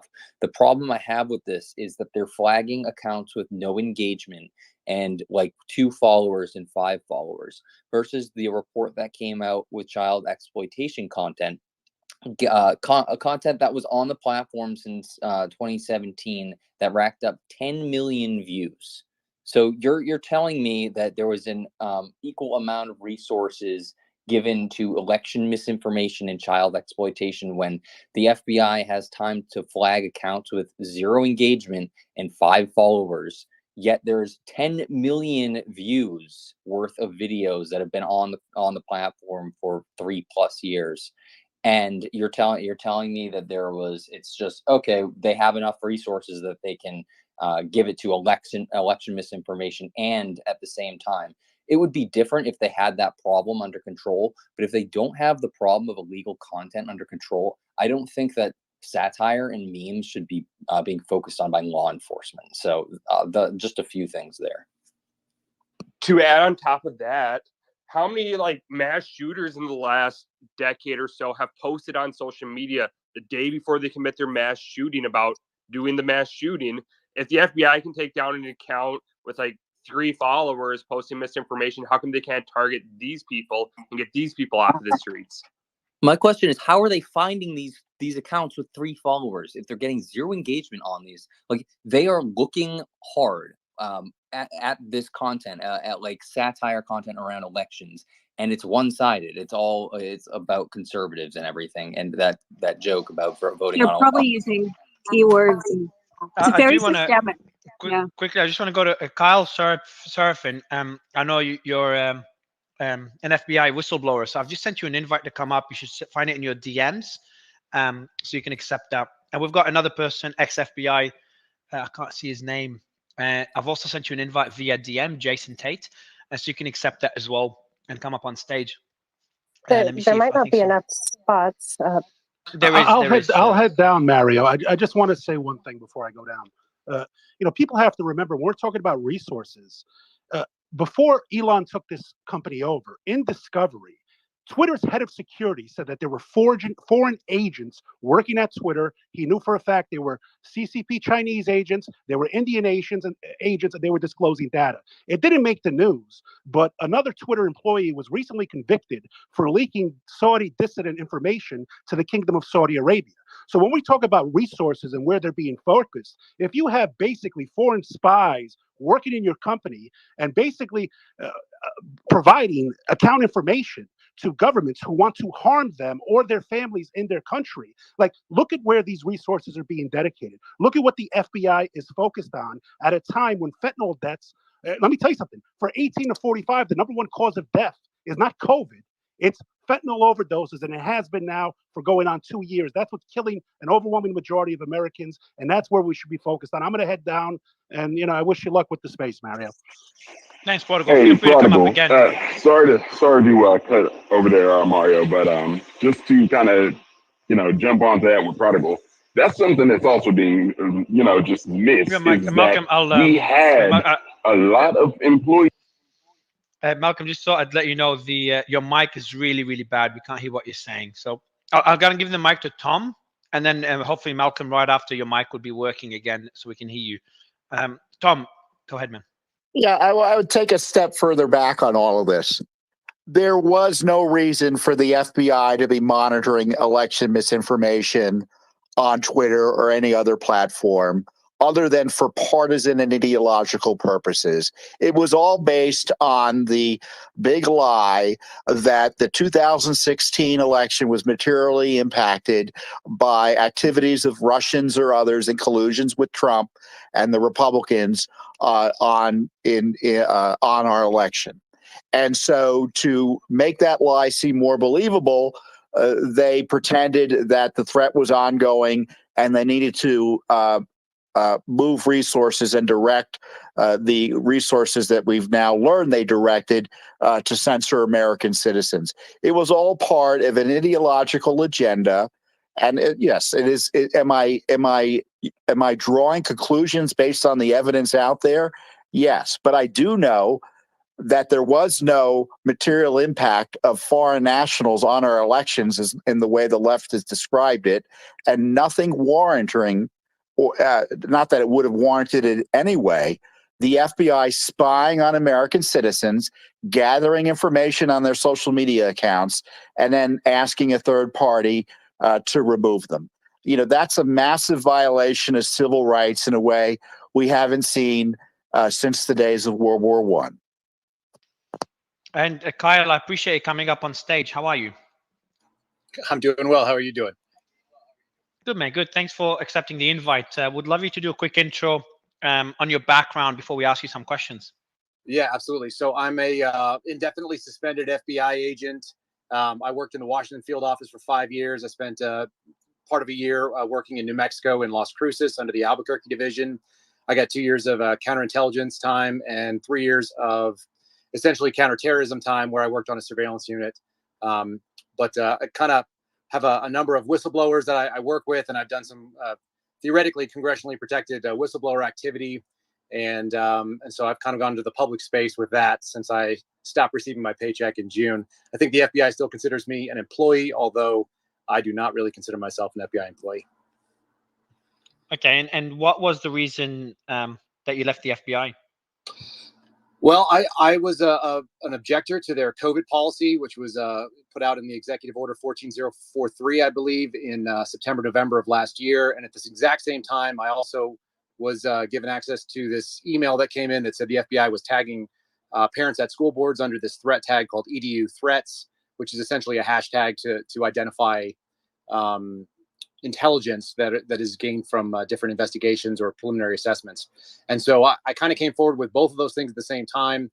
The FBI indefinitely suspended me, theoretically based on a Second Amendment protected activity that I was involved in. I was out shooting in the desert in public land, and they claimed that was unprofessional, which is nonsensical. So I'm kind of an interesting case right now. Like I said, the FBI doesn't know what to do with me, and I kind of don't know what to do with them. And I've got a few questions because we're making a lot of assumptions here on the FBI. The first question I have is, behind the scenes, are you guys well staffed? How are the resources? Are you guys stretched thin? Because we are making, we're being a bit critical on where those resources are focusing. Yeah, sure. So, the FBI has the resources to do a lot of the things they want to do, but they also have to make, it's a zero-sum game in a lot of ways. Like there is an opportunity cost when you are going to spend your time doing an investigation into what they're calling mis or disinformation regarding election fraud. Something else is going to have to take a hit. Those resources come from something else. We could have intelligence analysts that are doing analysis of, Chinese documents, of, Russian information coming through, or operations that are being done, or we can be looking into this sort of mis and disinformation on small follower accounts. And I've been talking about this. We've got tools that are in place, things like BabelX, which is a social media exploitation software. They've got things like Data Miner, a thing called Zero Fox that was brought up to my attention the other day, which is apparently pretty worthless, but it exists. And so, people are going to have to spend a finite amount of time. They've got somewhere between 8 and 10 hours in a day for the most part. And if they're using them on things that are not crimes and that are, doing what I would say is invasion of the First Amendment protected activities of, people's free speech, the FBI is explicitly forbidden from doing that. And they are also explicitly forbidden from doing that by proxy. They can't walk in and ask a third party to do something that they could not do on their own. And that's where the real flag is for me. I looked at tweet number 26. That's a smoking gun for me. I've already brought that up to Matt Taibbi. It's like, look, they can't get involved in that at all. And it also harkens back to something that I leaked to Project Veritas and Harmeet Dillon published the other day in late October, where the FBI named 2 election crimes that are not crimes on their election crimes cheat sheet. And that came from the this intelligence group that's out of where is it out of? They're out of headquarters. Their headquarters unit, the Public Corruption Intelligence Unit. They put this cheat sheet out saying mis and disinformation are crimes, and they're not. And I think that's really important to note. By the way, for the panelists, anyone that has questions for Kyle, just feel free to put your hand up. I have one. So Kyle, really quick. Yeah, go ahead, Tara. I just want to know, is child sexual exploitation a crime? Absolutely. And I think it's being overlooked in a lot of ways. Like my buddy, Stephen Friend, who, I didn't know before any of this stuff happened. But Stephen let me know that in no uncertain terms, every single FBI person, all 36,000 plus employees, could spend every single day working on child trafficking, child sexual exploitation, and we would still have work to do. We wouldn't get it all done. They're the most busy squads at Washington field office. When I worked there, they did more arrests than almost anybody. I think they did more arrests than the MS-13 and the gang squads.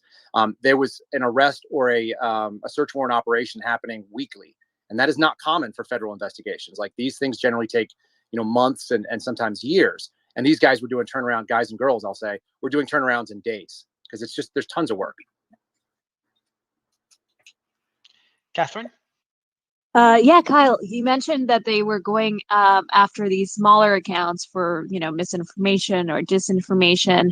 What is sort of the justification that they use? What is the threat that the FBI sees that justifies sort of going after these accounts?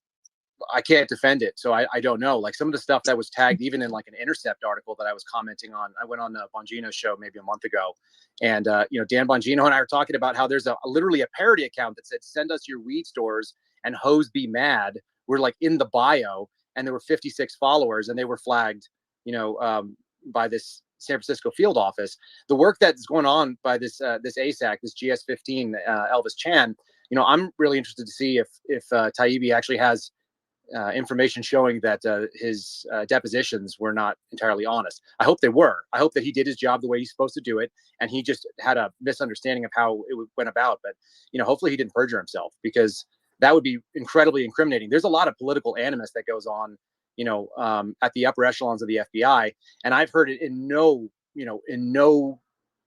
confusing terms. It was very, very explicit to me that not only do we have one way of doing things, the FBI way of doing things, but there is a San Francisco way, which is how we deal with big tech companies. And that's not normal. Like, nobody else has a special way of dealing with companies, but it apparently was set up through the San Francisco field office to deal with the tech companies differently than other legal process and other companies that are out there that we deal with for requesting information. Can you define this San Francisco way, just so we're clear on that? What's the I don't San know Francisco exactly way? what it involves. It's just a route and a way that they produce legal process. I'm sure that it still probably follows generally the way I people that told me, they just said, like, they heard about this and they thought it was strange. I don't get 100% clarity on a lot of this stuff. And some of these things, like, they were talking about FISA, so we weren't going to talk about FISA in an unclassified setting, but it was enough that people brought it up to me. They thought it was concerning. And I've got a couple hundred folks in the FBI, like, on any given day, that are in, end-to-end encrypted apps that we discuss these kind of things. We just don't vary into the realm of things that would be considered national security, because it's dangerous for everybody and it's illegal. Tom? Yeah, Kyle, Tom Fitton over at Judicial Watch. I appreciate your public service, which is probably more important now than it was when you were at the FBI, frankly. One thing that Chan noted, the senior FBI agent, special agent in San Francisco, was that these requests that we're seeing now, evidently, didn't come from low-level FBI agents. They had to be approved by FBI headquarters before they were sent over to Twitter. But, that doesn't necessarily excuse the role of these other agents. So you have, let's say, 80 agents involved here and countless others involved in, the current abusive investigations that are going on. And some defenders of the FBI say, well, it's the leadership. Well, I don't know how many regular agents have to be involved in obviously shady abuses of power by the federal government before we might think there's a compromised systemic issue at the agency. What's your view on that? Is the agency redeemable based on your experience there, or do we need to do a rethinking of it in the sense of doling out its powers and responsibilities to maybe to other agencies or new ones? Yeah, I tend towards the latter on that topic. I know that there are great people that work in the FBI. I'm friends with many of them. There's plenty of them I don't know who do outstanding work. The danger with an agency that looks at itself, everybody here is probably looking at the FBI as a law enforcement entity. And I'm beating this drum that it really considers itself an intelligence agency first. And you don't have to look any further than the domestic intelligence and operations guide, which tells us that they consider it first. It's the first thing that's listed, FBI as intelligence agency. And so when you have an intelligence agency with a law enforcement capability, you've got a lot of danger. The second thing is that intelligence agencies are not transparent by their nature. That is the opposite of what we see with local law enforcement and state law enforcement. They don't have that same sort of problem. They may have intelligence units, but their job is to share information, to people who are doing enforcement actions. So there's a lot of people that work within the FBI that are either have their head buried in the sand and are not paying attention. I've had conversations, this calendar year in April, people who had never heard of Hunter Biden's laptop or anything that was going on, that had, they don't know, and they don't want to know. They just want to do the work they're doing. And I don't fault them for that per se, but you're a federal agency that has federal authorities that are across the entire nation. You kind of have a responsibility to know what's going on, globally. And I read left and right wing news. I have to assess for bias at the same time, but I want to know what everybody is talking about because I think it's relevant, and that's not common or necessarily across all the personnel in all the different offices. So the real danger is we talk about the quote unquote good men and women of the FBI. There are some, the rank and file. There's a lot of people that got to go along to get along, and I'm not saying that they knew what they were doing at the time necessarily, but there's obvious constitutional issues at play right here, and there's no way that you can say that censorship or getting involved in First Amendment protected activities, or the analysts that are writing, documents. One of the things that my group, put forward was this militia violent extremist symbols guide, which showed the Betsy Ross flag, and it showed the Gadsden flag and the 1835, Gonzales battle flag. And it says right on the front, these symbols do not necessarily indicate that they're a problem because they could be First Amendment protected. But here's a bunch of problems we have. Like, a caveat doesn't cover it when you have the authorities and the powers that the FBI has. So I'd be keen to a bunch of different ideas. I'm actually doing kind of a small podcast where we're interviewing former FBI agents, people who are retired or people who have left the agency and discussed. And I want to know what they think, because they all have solution ideas. These are the people that need to be at the table deciding. But as it is, the FBI's brand is very tarnished. It is tarnished to the point of being broken. 50% of this country is not going to open the door and talk to them and considers them an enemy because the FBI has named them as enemies themselves. So that's really dangerous stuff. Malcolm?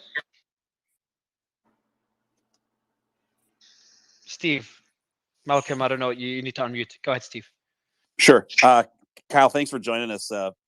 Very fascinating stuff here. So from your experiences, what do you think, and what are your instincts telling you predominantly dictates the culture of what seems to be more and more of ridiculous prioritization of what we're seeing here, of what the FBI prioritizes its energy and time. And why? And I'll land onto that, Kyle. Like, what if this is the case? And it seems like it is, too much attention was prioritized on things that it shouldn't have. What's the reason behind it? So I've got speculation. I don't have hard facts to back this up. This is my instinct. So you're asking for that. I'll give it to you. Yep. It's my belief that the FBI continues to hire less law enforcement and military background people who understand what that oath of office kind of involves and what an unlawful order might look like. And at the same time, they're hiring people with higher, college degrees and more, post bachelor type education. We have a lot of masters and a lot of PhD level people that are working in the analytical end. When you consider, and this is a post 9/11 phenomenon, this is a Director Mueller and on sort of thing.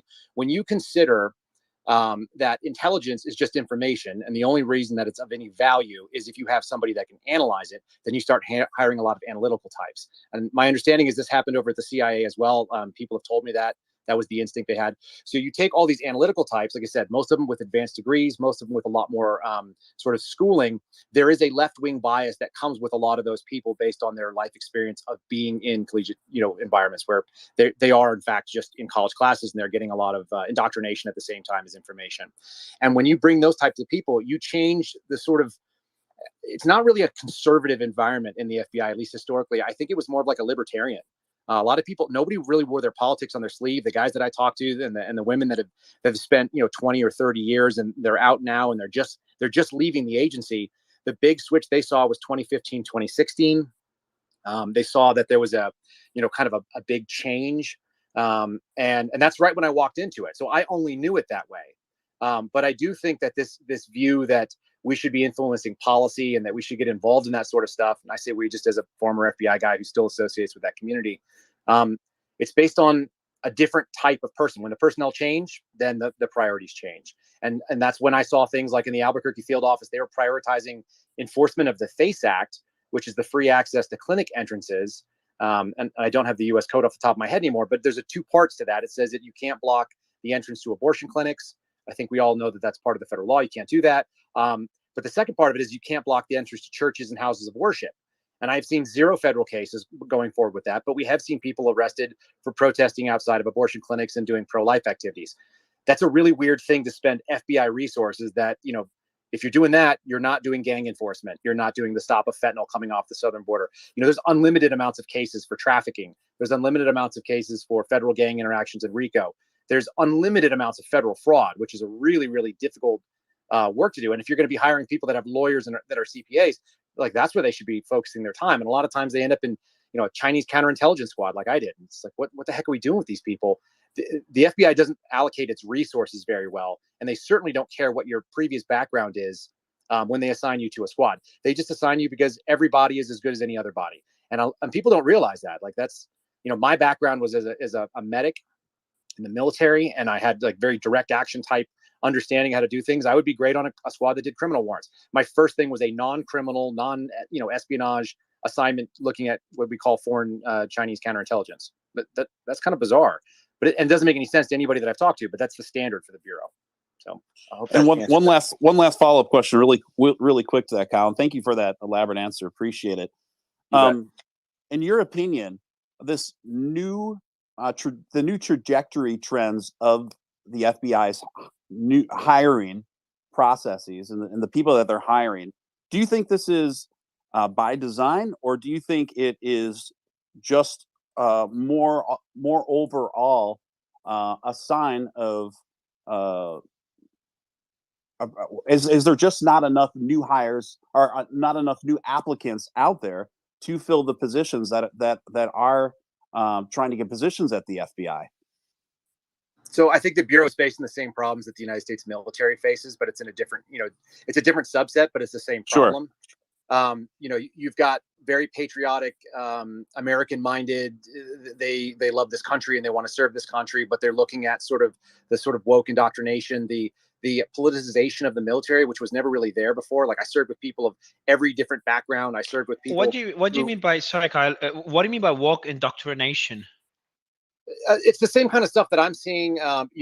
When they're telling you that there's a gender ideology that needs to be enforced, that men and women can self-identify with a different gender. These are fundamentally, they're antithetical to the way that I grew up. Like men and women do not belong on the same plane when it comes to physicality. I don't care what anyone says. Like I was in special operations training. I spent all my time like working with like the top, 0.1% of physical creatures. We had guys that went through the NFL combine that couldn't pass our assessments because you had to also swim and they would drown you and stuff like that. And there's a lot of mental hardness to it. And they did the studies, like these studies have already been done by the military with willing participants. And there's a stratified physical performance metric to do a lot of this stuff. Like men that are in special operations are like tier 1, tier 2 is like, the rest of the men. And then tier 3 was mostly women with a little bit of overlap in there. And I'm not trying to be controversial about it. I'm just saying that like, if you've ever been hit by a man and hit by a woman, there are very few women in the world that are going to be in that same category. So I know Jordan Peterson talks about this at length. You guys can, suss this out. I'm not here to make that political statement, but when you get down to it, unit cohesion is a problem. People signed up to do a specific type of mission. That mission doesn't exist in the same way. If we're going to be pushing, the ideologies that are not meant to be part of the military, it's really not supposed to be a social experiment. We spend a lot of time kicking people out that have flat feet and they have scoliosis and they can't, bend and touch their toes properly. And then you're going to bring in people that have, issues or anxiety issues that are just antithetical to military service, in my opinion. Kyle, before we go to other panelists, I just want to interrupt you because I just got messages verified by the team from another whistleblower. And I want to read them out, if you don't mind, Kyle, and get you to comment on them. Sure. For anyone that has questions, you can put them in the comments, bottom right corner. But these were not from the audience. This is by another whistleblower. So I'm just going to read it out now. And then I know Malcolm had his hand up. So we'll go to Malcolm afterwards. But I'll read the first one. So it's 4 points. I'll read them one by one and get your comments on them. The first one, the Twitter files are only a small portion of the electronic surveillance apparatus that takes place on social media or in social media platforms. Would you agree with that statement? Yes, clearly. I mean, it's a snapshot. There's no doubt. Okay. Number 2, lawful intercepts are real, and the legal involvement that the FBI leverages to collect intelligence from the users of the platform has been around since day one of Twitter. As far as day one of Twitter, I wasn't privy to that. What I can say is that I saw things that I would call abuses of the FBI's authorities under 702 of the FISA. So there's no question, and I brought this up to Congress. This is nothing new to anybody that's paying attention. Senator Mike Lee was well aware of this stuff too. Yeah, lawful intercepts happen. Unlawful use of that can happen oftentimes either with poor training or a poorly defined mission set. It's really difficult to figure out how to use 702 FISA material in a lawful way other than just that it exists. The minute that you start trying to use it operationally as an FBI agent, you're going to have trouble. So I would agree that that's probably true, but I don't have specifics about Twitter being intercepted from day one. Okay, the third out of the 4 points, as a former XXX official, I can say without a shadow of a doubt, there are still former intelligence agents that work for these companies. He's referring to the social media companies.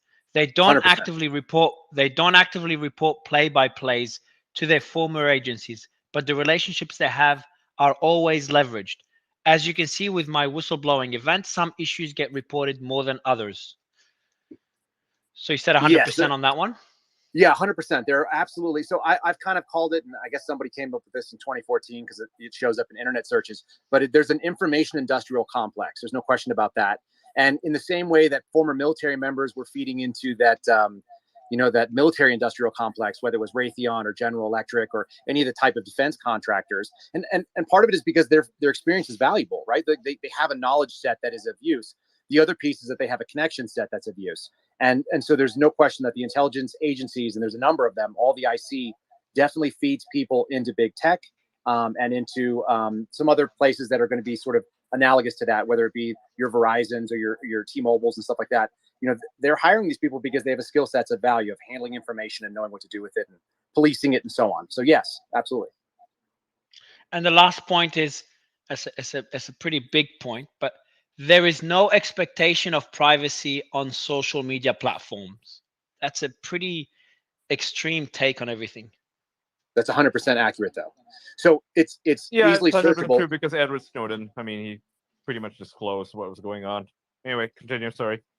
Yeah, you can sit there and, I mean, like as an agent, if you have a target, you can go and use it. If there's a tool, and there are tools, like I said, the FBI pays millions of dollars for social media exploitation tools. There's an acronym for it. It's SOMEX, and there's people all over the field and at headquarters that do this. So whether it's broad or narrow, and the question of how broad and how narrow is where the constitutionality comes in. I've given the example that if they went and tried to pull every bio that said ultra MAGA or had a Ukrainian flag in it or whatever your take is, and try to identify those, that's clearly going to be really dangerous stuff and probably unconstitutional. But targeting people who are exchanging information about pipe bombs in Detroit for this coming weekend, that's probably okay. I mean, you probably want that done. So no expectation of privacy. That's true. If it's not end-to-end encrypted, you pretty much should assume that it's accessible by people and they may or may not want to share it with other people. And as far as I know, Twitter messages, does anyone know, are they encrypted end-to-end? No. Not yet. And what's Not funny, yet. wasn't the communication portal between the FBI and Twitter encrypted? That was, yes, it's teleporter. It is 100% encrypted. So teleporter, It's end-to-end. so the teleporter between the FBI and Twitter was encrypted. Okay, I'll go to Malcolm, but just to conclude for the audience. So Kyle just mentioned, just commented on the 4 points, and I'll read the 4 points very briefly. The Twitter files are only a small portion of the surveillance by the FBI on all social media platforms. Lawful intercepts are real, and they can be abused at times. And then the third one is there are still many ex-FBI agents at the various social media platforms, and they do report to the agencies, just not play-by-play. And then the fourth one is a pretty extreme statement, is there is no expectation of privacy on social media platforms. Malcolm. Really, really quick. I don't want to cut, but I just have to say something. Just really quick, Malcolm, I'm sorry. Just how incredible it is to be sitting here real time, have an ex-CIA agent on the panel, have an ex-FBI agent on the panel, real time. I mean, this is incredible. This is something we never want to lose. This is exactly what we all have been fighting for, to be able to do what we are doing right here, right now. So I just want to commend you all and thank you all for your bravery and speaking up and using your voices to come here and share pertinent information with us. Hey, and I don't want to cut off either, but thank you for that comment. But Kyle hit the nail on the head with the only being the tip of the iceberg of what is available. Twitter's a gift. Elon Musk gave a gift. He's saying, hey, listen, I'm going to show you this stuff. The truth is, the hard work's going to have to happen after this, because Twitter, it doesn't matter if you write it up left-leaning or right-leaning. The job is going to be for people to take a close look at what's being put out and then send out FOIA requests. Journalists have to look at what corporate structures are being used to facilitate the action that's occurring. Because what you're seeing from Twitter is basically the tool. You're not seeing the user. So to get at that, it's going to take a lot of work. And I'll leave it at that, and I'll jump out here and say, from our perspective, we're focused mostly on COVID-related issues for federal government employees, but we feel that's important for every American out there, everybody across the globe. So I'll step out. Thanks for sharing that, Mario, if you're talking, please forgive me because I cannot hear, for some odd reason, I can't hear you. But I did also have to ask Kyle, was it, just two questions. First off, given what we know about the information sharing and the commingling between the intelligence agencies and Twitter and how they were basically acting as a subsidiary, I saw that where Twitter had a rudimentary AI, I don't think Elon would classify it as anything sophisticated, but it still fell under the parameters or guidance of an AI. And so with the FBI working so closely, this AI had terms which are intentionally used to catch up right-wing or right-leaning trends in people and suppress them. So would the FBI have had access to that tool and use those keywords, search phrases, or queries, which are continuously expanding? And would they have actioned or used those in their pursuit of accounts? And also just another follow-up question to that. In regards to, say, the access to, let's say, positions. So I'll let you answer the question, Kyle, while I fix. Malcolm, I'm going to bring you back up so then your mic is fixed and you could hear me. Do you want to answer the first point, Kyle, regarding the access the FBI had to the AI tools at Twitter? Yeah, I can't speak to that individually or specifically. I wasn't part of a team that would have done that. That would have been most likely a headquarters group. It sounds like that there was a lot of interplay between them. The FBI has their own tools. And like I'd mentioned, a couple of them, Zero Fox is one of them. It's apparently AI driven. I don't know how primitive it is because people tell me it's not super effective, but it does exist. They've got tools like BabelX, which are going to be kind of a combination thereof. And then and Data Miner was another one of these things. Miner with its it ends in MR, it misses some letter. I guess that's a cleverness that people use. But there are AI tools that the Bureau can utilize. What is really strange for me when I look at it, and I brought this up to Taibbi as well, is that a lot of companies are loath to work with law enforcement because one, it's a pain, and two, they feel it's like a betrayal of their customer base or their user base. And so, and the one I brought up to him, I knew specifically was T-Mobile is very happy to disclose legal process that's served to them unless we keep it under wraps on a regular basis. Like every 90 days, we have to update it and tell them that we want to continue this, this kind of gag order on what we've asked for. And if we fall behind on our paperwork, like they go and tell the user, hey, the FBI asked for all your stuff, whatever that thing may be. And I actually think that's really good. Like I'm a father and a husband first, and I'm a citizen second, like kind of the top two. An FBI agent was a distant third. It was a job. It's a job that I loved. But we really need to consider ourselves like, what is the America that you're going to live in? And do you really want corporations bending over backwards to accommodate the federal government when they can just as easily tell them, hey, go get a court order? And I've never found that to be a very frustrating thing. Like, we're supposed to do things in the right way. That's what you should expect from your federal law enforcement. Very dangerous to think that they would, positively collude with them and positively sort of bend over backwards to give it. And so that master/canine relationship that Taibbi was mentioning One, it looks like that's true. Two, it's really troubling to me. And it's not the first time I heard that. Like there's been meetings with Reddit and some of the other groups that have a lot of people's public information, and it's not publicly, it's publicly available. And they have no expectation of privacy, but the FBI cannot be enforcing terms of service for a private company. That's craziness. And it appears that they were. Tom? It's important. Let me be blunt. The FBI can't be redeemed. It is structurally inconsistent. That they consider themselves above the law in how they manage the powers entrusted to them by the American people. Similarly, the Justice Department can't be trusted as well.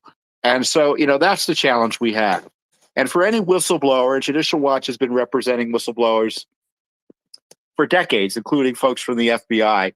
Yeah, let me be, and I'm sure this comports with Kyle's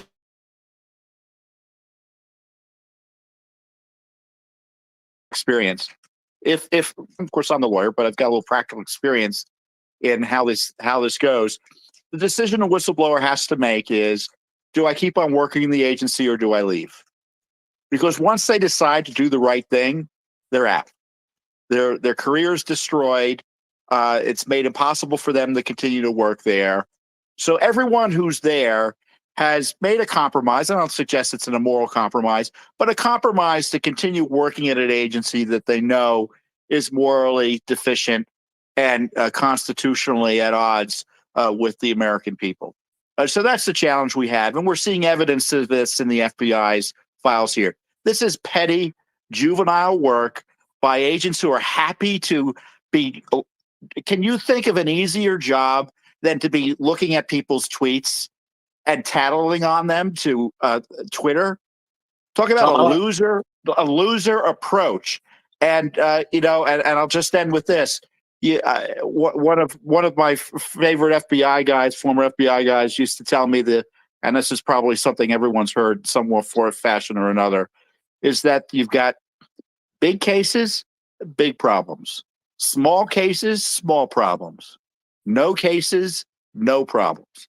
And in the case of this elections misinformation, there wasn't a big case. It was a small case. And it was actually no case, practically speaking, since they were just making it up as they went along. What a indictment of the FBI these files are. I'll go, Kyle. As you respond, Kyle, and then I'll give it to Brian. Kyle, as you respond, I'd love you to also tell us once you respond. I want you to focus on the positives of the FBI as well, because I know there's a lot of great points to be critical about, but I want to try to get it balanced out as well on the work they're doing and what they're doing to improve on those, if anything, really, on those concerns that we're voicing. Well, what I wanted to it's a point correction. It's semantics, but I think it's relevant. When we use a lot of people are using the term FBI agents. There's only 13,600, under 14,000 FBI agents of the 36,000 employees. So the majority of FBI employees, and I'll use that word very specifically, are not agents. Most of them are analytical personnel or professional support. And a lot of the work that you're seeing, these back and forths, do not have to take place between agents and and these companies, and specifically Twitter in this case. It can be analytical types, which is going to be your intelligence analysts. It's going to be our squad operations specialist, which is an intel position. There are people called MAPAs, which is a management and program analyst. So all of these people may be touching data and forwarding things along. And analysts do a lot of the work, and they're doing a lot of kind of the legwork when it comes to these contacts. And I also find them to be more left leaning. That's just a general piece of being, I think, educated at the level that a lot of them are. So that's just worth noting as a semantic point. The second thing is there's tons of great work going on. You're never going to hear about it because it's not inflammatory, but that doesn't mean that the FBI can be saved. And I think those two things can be true at once. The FBI can currently, right now, today, be doing very good work by really good people. They're stopping, threats. That some of them are quietly interrupting terrorism, although I think they're more likely creating terrorism. That's kind of an FBI move, and it's something that I've been quoted by saying is the demand for it right now, it outstrips the supply. So we're happy to do these sort of setup jobs. Sorry, can you demand for what exactly? Well, the demand for domestic terrorism, I believe, outstrips the supply. I've talked to Trevor Aronson, and we probably don't agree on a lot of things politically, but he and I both understand that what the FBI was doing in the international terrorism space, which was these kind of put up jobs and low IQ, low information types that were getting offered all these, terrible opportunities to commit a crime that they thought was a good idea. We're doing that to domestic terrorists as well. Like, we're happy to fund it. My general rule, and this is funny, you could just put this out to everybody. We got 14,000 people listening.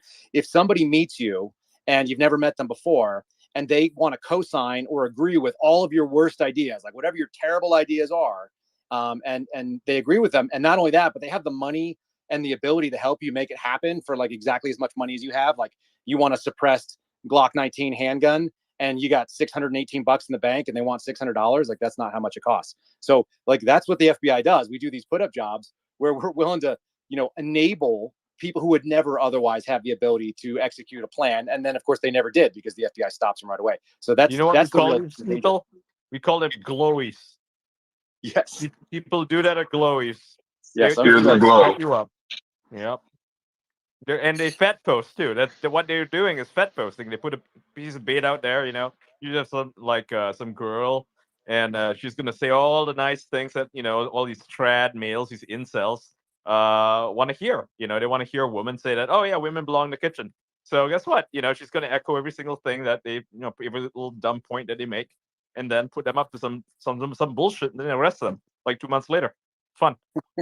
I would say that it's unlikely that FBI agents are doing that or doing what we'll call online undercovers. That's not really a move that would make a lot of sense. But getting sources signed up that do things, because not all source work is going to be explicitly managed, is a real possibility. And we probably agree on some of the things here. One of my favorite memes is a picture of two guys in suits. They're both wearing cartoon masks. One of them is a guy, and one of them is like a I don't know, emo girl.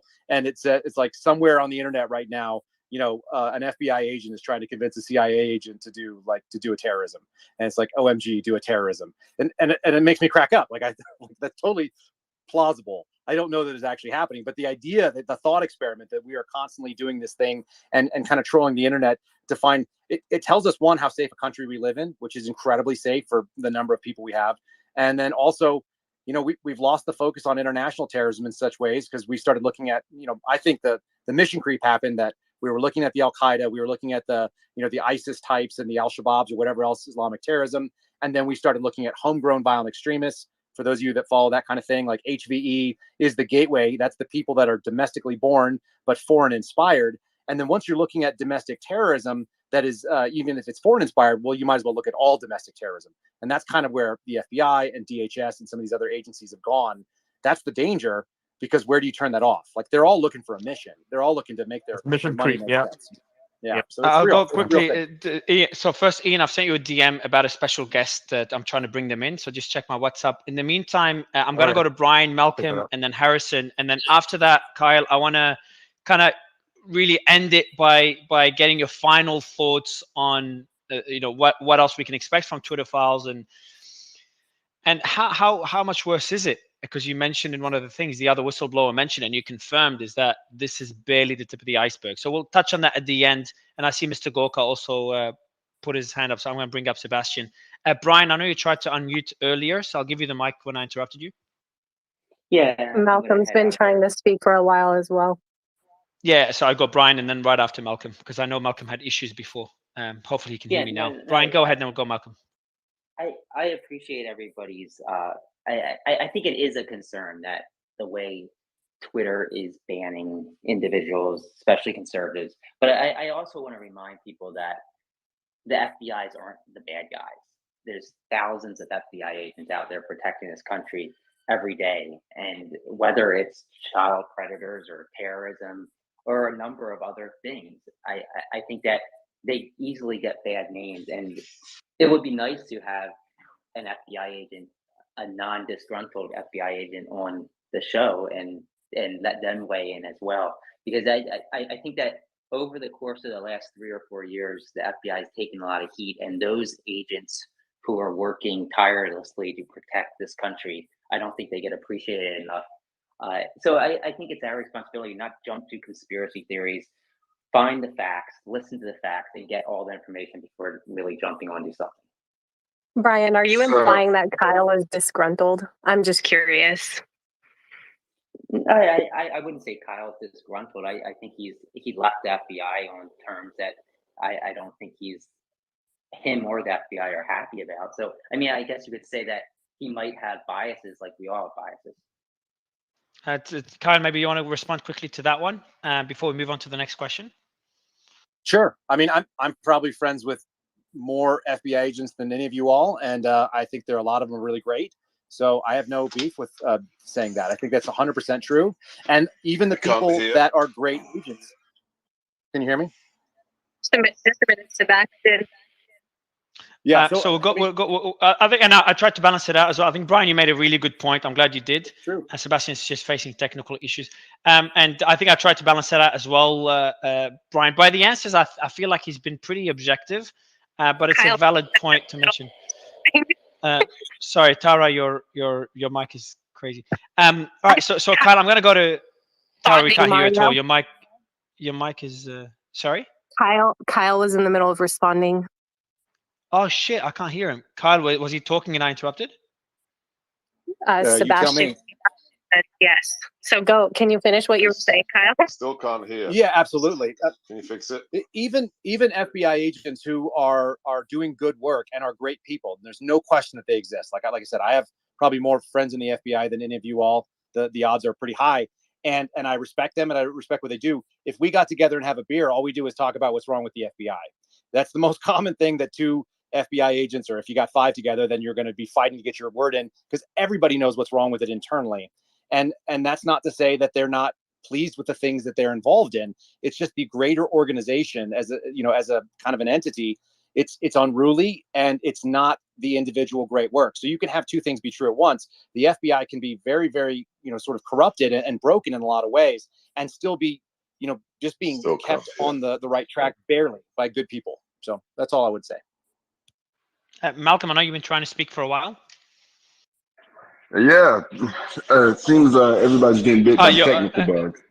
Yeah, and your mic is a bit. There's a lot of background noise. So I'm not sure if you can make your mic a bit clearer. I tried to say it earlier, but I guess you couldn't hear me.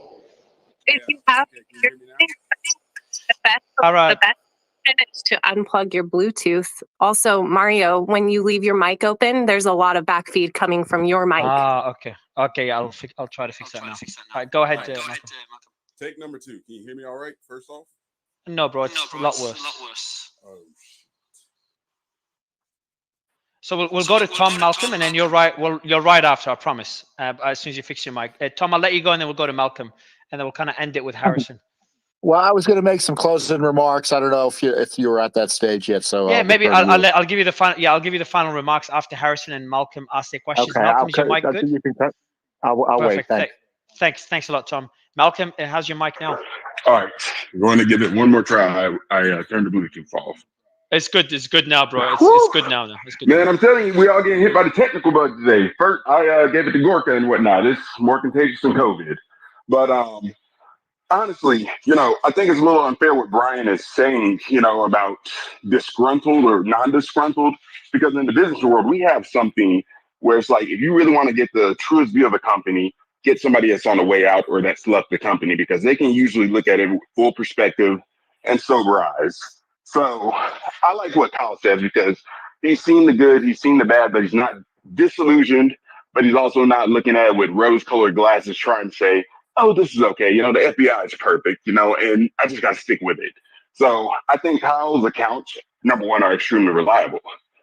Number two, what I would just like to go ahead and look at is when the FBI is basically prioritizing who to bust, we see every now and again that there were situations where they would, publicize some of the accomplishments that they had. And so my mind goes back to the CSE, the child sexual exploitation materials, and why on earth, if they were in such regular communications with Twitter, and I know, Kyle, you might not have specific knowledge of this, but if they're in direct contact and they like to, go after, say, things that are going to get them some good press, why would they not at least bust one of these minor CSE rings or, distribution operations on Twitter? Because, I think it's bipartisan that we all think child sexual exploitation is bad. or at least I used to think. So why wouldn't they do that if they're communicating regularly and we know that Twitter can see our DMs and Twitter routinely had knowledge of accounts doing this?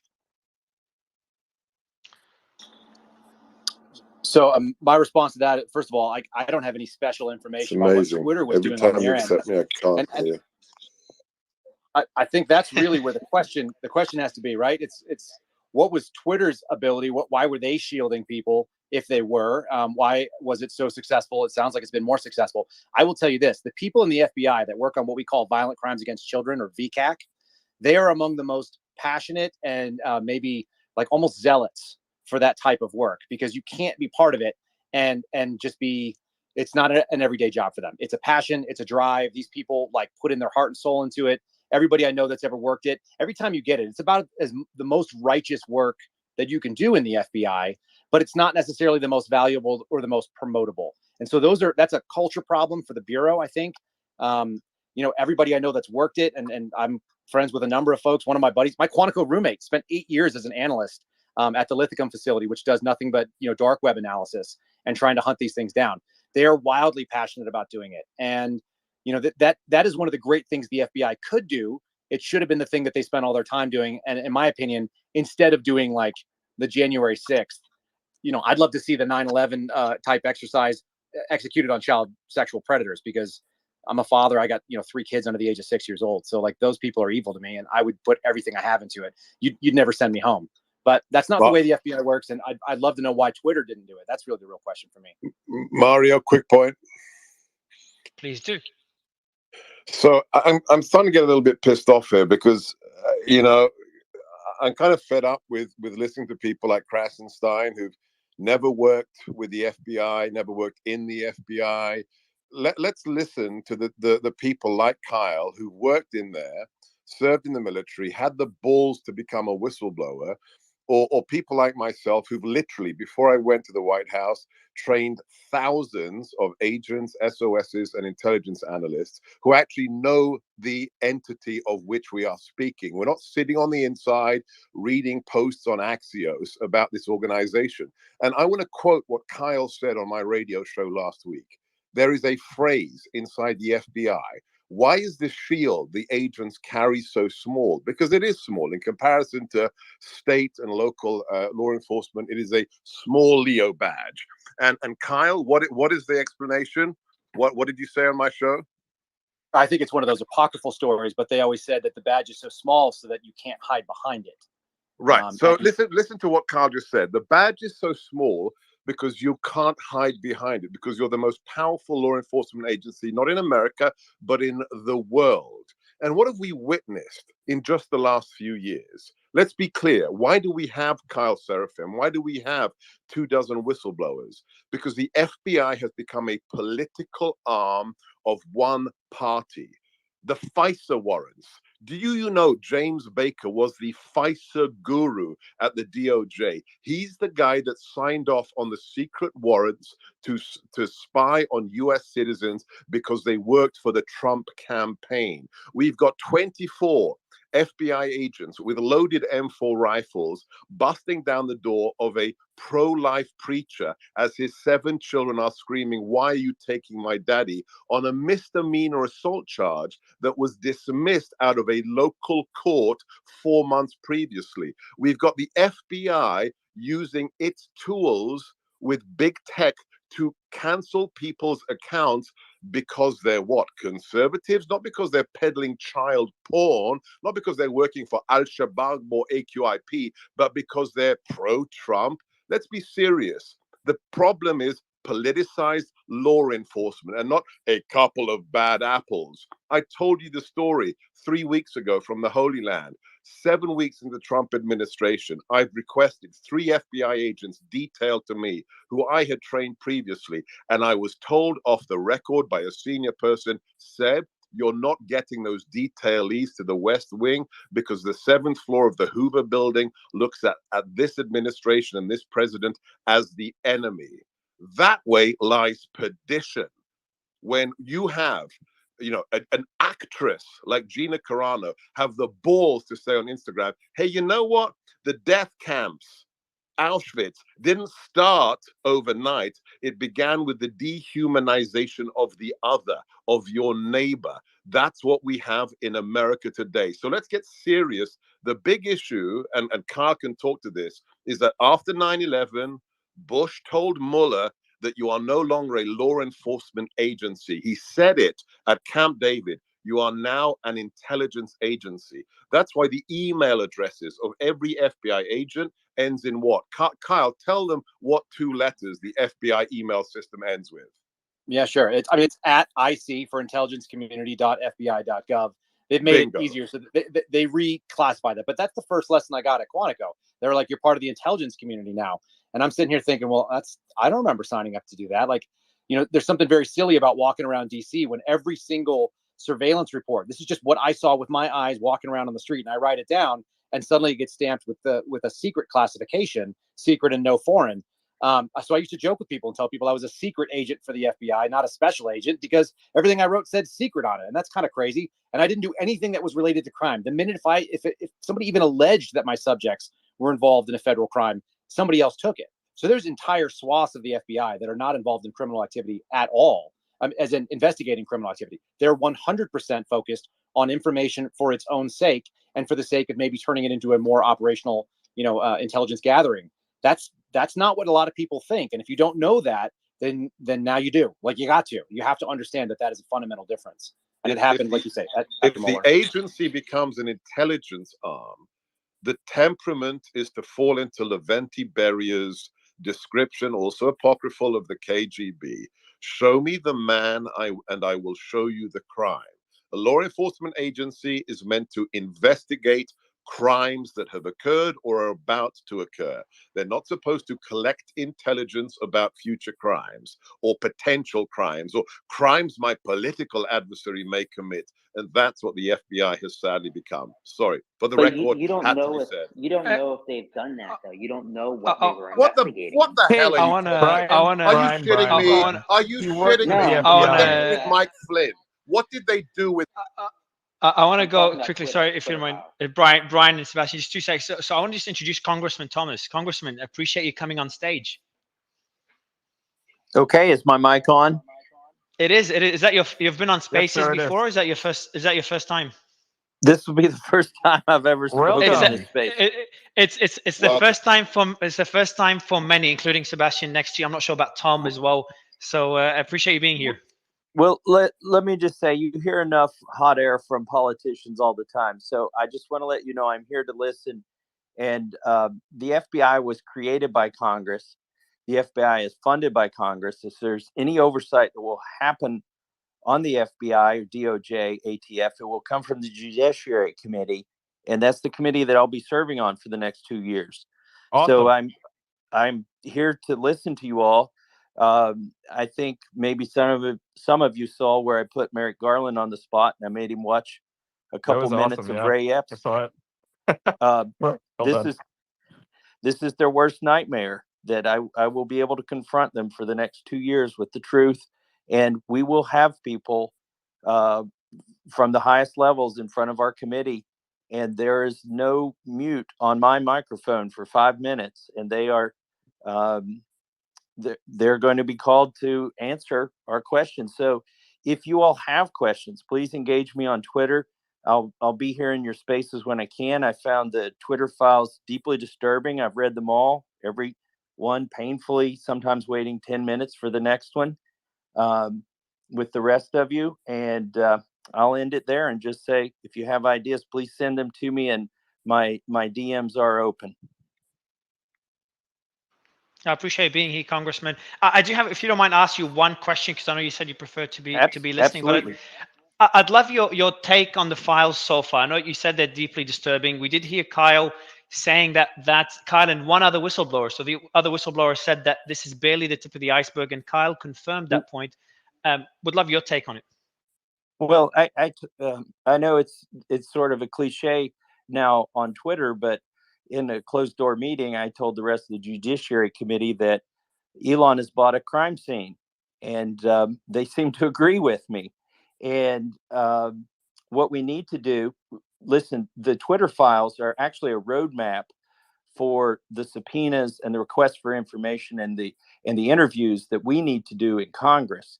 So I really appreciate what Elon and the reporters who are covering this have been able to put out there. But now it's up to the Judiciary Committee to look at where we need to go. They've called in the coordinates now, and we are able to compel the FBI to give us the other side of the story. So I think that's the most important part of the Twitter files. And are you seeing bipartisan support behind free speech on social media, or is there still resistance, or not people, not, other senators not giving it enough importance? Well, let me say, I'm friends with Ro Khanna, and I was glad to see him show up in there, and I was glad to see that Elon Musk gave him a good shout out. He and I have tried to intervene on the congressional war powers and also on freedom of speech. And so I think there will be bipartisan opportunities. The reality, though, is that the House of Representatives is kind of mob rule. And when you're in the minority, you are nothing. And when you're in the majority, then you do all the work for the body. So the Democrats are going to get really bipartisan on January 3rd now that we're in the majority. And one other question I have for you. Go ahead, Can I just ask a really quick question, Rep. Thomas? I just wanted to let you know that your DMs are actually not open. So unless you follow people, they cannot DM you. Okay. But I was going to make a recommendation that maybe you start a thread where people can list questions if it's easier that way under that thread. And then you can kind of see what's brought to the top based on what people like. Okay. I'm sorry. I didn't know what the term meant. My DMs are open. Do I follow you, Tara? You do not, so I cannot message you. Okay. But I think if you make I'll fix that right now. And you can also go into settings and then open up your DMs in settings. I think Tara was trying to say as well. So anyone could DM you, but you'll probably need someone from your team to help you manage the DMs. Another question for you. What got us to this level of influence by the FBI in the various social media platforms, and this level of bias at Twitter and likely on other social media platforms based on what we're seeing so far? Well, what got us here was complete and total lack of oversight. I mean, until Jim Jordan became the ranking member on Judiciary, basically all the chairman and the ranking member were chosen to toe the establishment line in Washington, D.C. And rather than call out particular Republican chairmen, I'll just say they're pretty much all bad. Just all of the Republican chairmen before Jim Jordan and everyone that served on the Intel committee. And I cannot believe, and I don't mean to say anything bad about him, but why would Trump pick Devin Nunes, the guy who was in charge of all the programs that were used to spy on Trump? Why would he pick him to be the CEO of Truth Social? Like, this is the thing I can't understand. He's the guy who rubber stamped the deep state. So I've just got to say, I'll tie that up by saying that I do believe that Jim Jordan is one of the most honest people in Washington, D.C., and it's their first opportunity to get any real oversight over these organizations that have three letters. Ian? Are you really saying, Congressman, that the man who got to the bottom of the Russia hoax is part of the deep state? You're saying that about Devin Nunes? I can't believe you just said that. Sebastian, he's reauthorized every program that was used to spy on Trump. And we had multiple debates. I've been in Congress for 10 years, multiple debates with that man where he was the guy responsible for making sure all the money flowed to all of the spy programs and all the three-letter organizations. So who did more to uncover the fake Russia collusion than Devin Nunes? I mean, seriously, the guy who actually uncovered the illegal leaks, the unmaskings. There's nobody else except Devin. I can't believe you said that.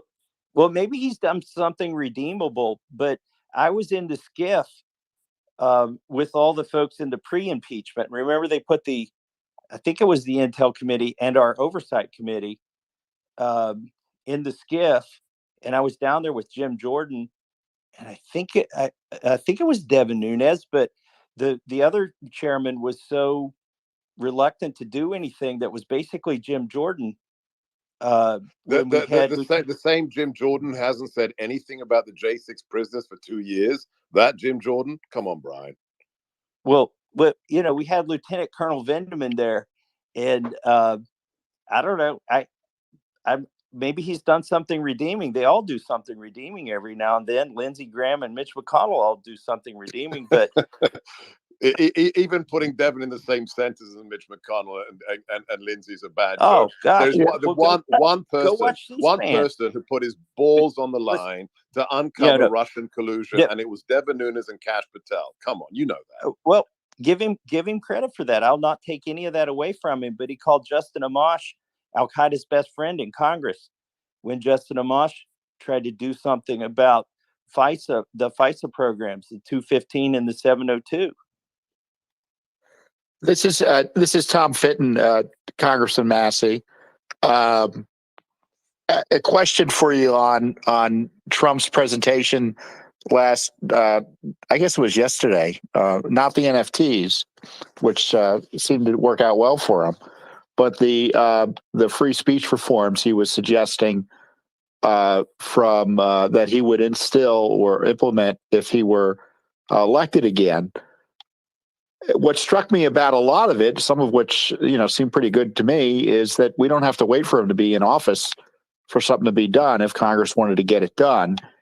Did you see anything there that Congress should be pursuing in terms of dealing with this? So the frustrating thing, whether it be Jim Jordan or anyone else in the Republican Congress, and I know that the exceptions are there always, is the lack of leadership on the Twitter files, on the abuse of Trump, on the suppression of tens of millions of Americans who are concerned about elections.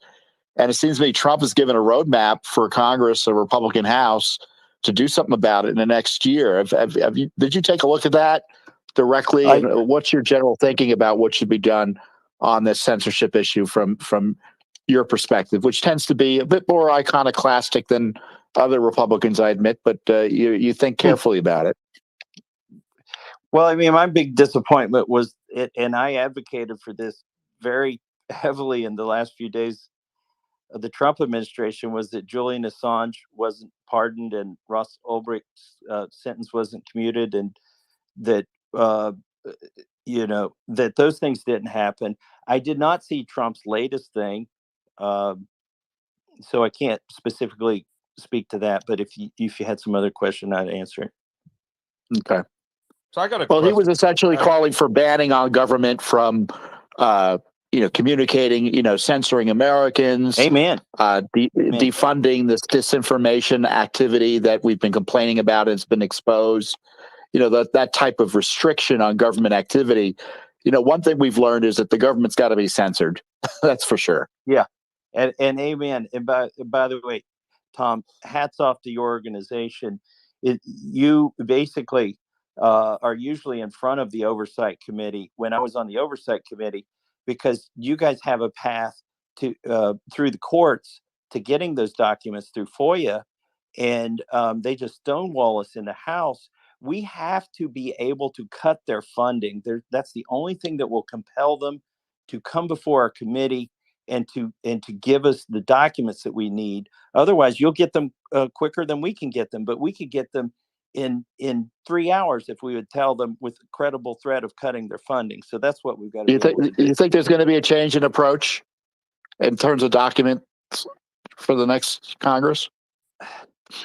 Or is it going to be 2 years of 2 years of complaining about the documents you're not getting? You'll get them before us, Tom, if we're not willing to cut the funding. Doesn't augur Thomas, well. I have a question. So, Twitter, or rather Elon Musk, has provided you with a roadmap on how to engage with with the feds, and there's a huge paper trail, right? So you mentioned that you're going to FOIA all these people, and obviously you can just talk to the FBI and get those files from their end. Do you have any intention of going after companies like Meta and Facebook and all these other companies that have worked with the FBI and the DHS hand in glove, more so than Twitter has, or maybe as much as it has? Do you think this all these files help? Well, listen, Ian, it's great to hear your voice. I've seen your face for 6 years and never heard your voice. But it's great to hear from you. Look, the Oversight Committee used to be called OGR, Oversight and Government Reform, and the Democrats changed it to OR Committee, the Oversight and Reform Committee, to imply that we would go after private companies, or that they would go after private companies. It'll be interesting to see when we get in the majority if we change it back to OGR from OR. I am more of, I'm on this side of it. I'm in Congress. I think we should focus on stopping the government from compelling private companies from doing things.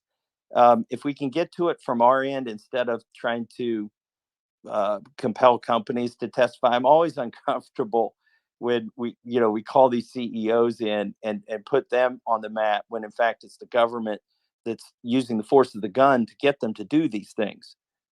So, yes, but to your specific question, the other companies, yeah, you're right. My gosh, if this is going on at Twitter, it's absolutely going on everywhere else, but it's also being directed from the government to all of those other companies. So I would start with and we can't do FOIAs in Congress. That's what Tom Fitton does.